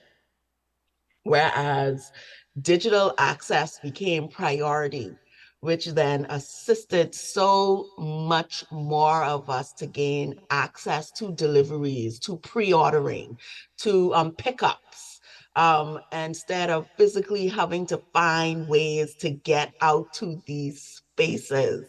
And so I am 1000% in agreement with Ms. Eiffel on that. And the vision the vision is, for me, and what I envision in the future is representation looks and feel so diverse, till everyone is valued without curiosity playing a part. And what does that mean? If I show up into a space and I see different races, different genders, different religions, different persons with disabilities, abilities, expertise, persons who live in different places in the world at a table, that's when I know that the priority was to ensure that the conversation covered diverse lenses, lived experiences, the ability for persons to be able to speak to certain things or to add to certain things or recommend to certain things without having to fight to be there, but also allyship. That even if a Carrie Ann or Aaron is not in that space, we have touched persons, places, policies, things that now have the tools to identify when we are missing some gaps. I want to encourage persons that the future is disabled. The future is you sitting in the space right now because you need to recognize in Guyana, you currently have a manifesto. This manifesto was created to fulfill the rights of persons with disabilities. Use it, strengthen it, sit down, have a conversation about it, and implement. That's the future. The future is action. And the steps that we need to take to achieve that vision is you stating that right now, you may not have all the tools, but guess how you get the tools? I like to give this analogy really quickly. I'm an athlete. When I am training for a competition, when I have a goal in mind that I have a time I want to beat or I just want to break into, I currently run, cycle, and swim, which is a huge thing within itself. I'm now doing para archery. Para archery doesn't mean that you have to run 3 minutes less, or you have to swim faster or learn different techniques to get through rough water. Para archery for me is me being still, quiet, taking in my breath, taking in the wind, understanding that as still as and focused I can be to get to a bullseye and taking the steps to make sure my form is right. That's a vast difference of what I had to do when my muscles are aching. I have to eat certain foods. And you know, we like eat. So that's an issue. The sacrifice that I had to make in order for me to be an athlete, the uncomfortableness, the tools that I had to garner, there was nothing nice about it. But in para archery, I am now using more of my mental capacity and I'm learning that quiet and stillness is a beautiful and necessary thing. So, what does that mean? That means for you, find where your strengths are. You don't have to be a Carrie Ann or Aaron who shows up on Zooms, who shows up in political spaces, who advocate through recommendations and identifying gaps and demanding for data collection and all of these things that are necessary. It may be that quiet spot where you are that person that do research. You are that person that write grant writings. You are that person that says, this is how we can do this. Now I need your help in helping me create a plan from phase one to phase two to completion. The future that I envision is you showing up, is we showing up. It's we increasing allyship through us being authentic and showing up. So, with that being said, and I'm going to do the same thing Ms. Eiffel continues to say, because this is a call to action to you today at the National Youth Conference. This is not just for you to be sitting here listening. I envision a future where you, the youth, show up, advocate, and implement. Thank you. Great.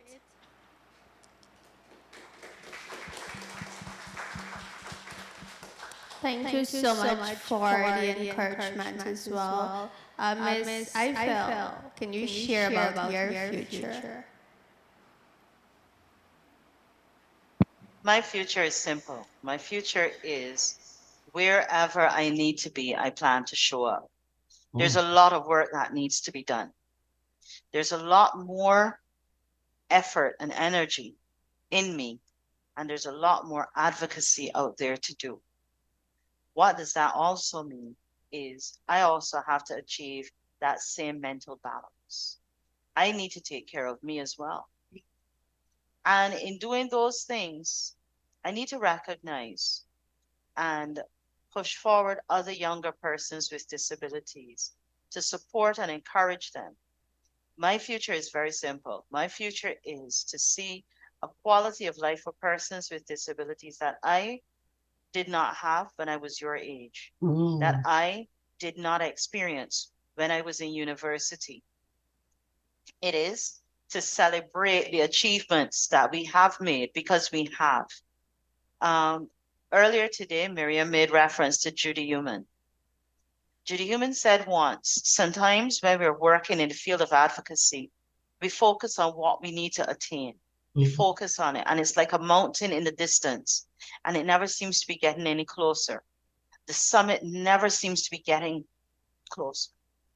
Sometimes on that trail, we need to pause and look back and see how far up the mountain we have already come. It serves as a reminder that it's a lot further back than it is up. It also serves as a reminder of all the work that we've put in. And it gives us an opportunity to pause and take our breath to continue the climb because it is a long, hard climb. It is continuing to understand that this world can improve, but only if we are part of it. And among my other things, I'm a member of the Rotary Club. And one of our past district governors said, in order to live in the society we want, we have to be willing to work to build it. In order to live in the society we want, we have to work to build it. And I leave you with those words. Be a part of the change you want to see in your country. Thank you. Yes. All right, thank you so much, Ms. Eiffel. Now, we would like to hear from the audience any questions that you may have for Ms. Brown or Ms. Eiffel regarding their presentation.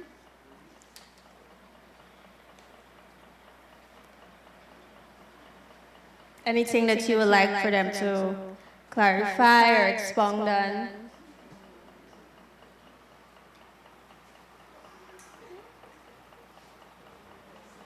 Anybody?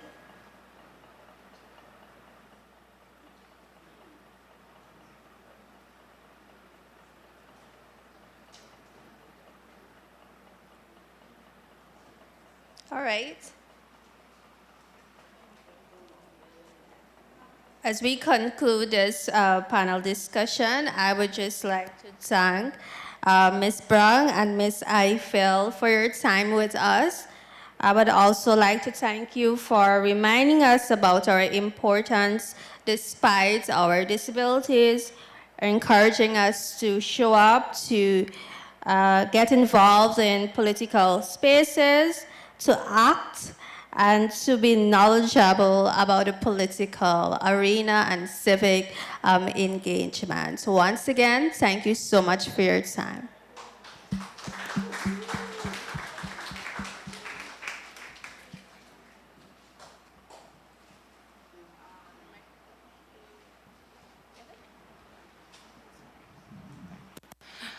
All right, thank you. And let's give Gabby a round of applause for moderating our panel.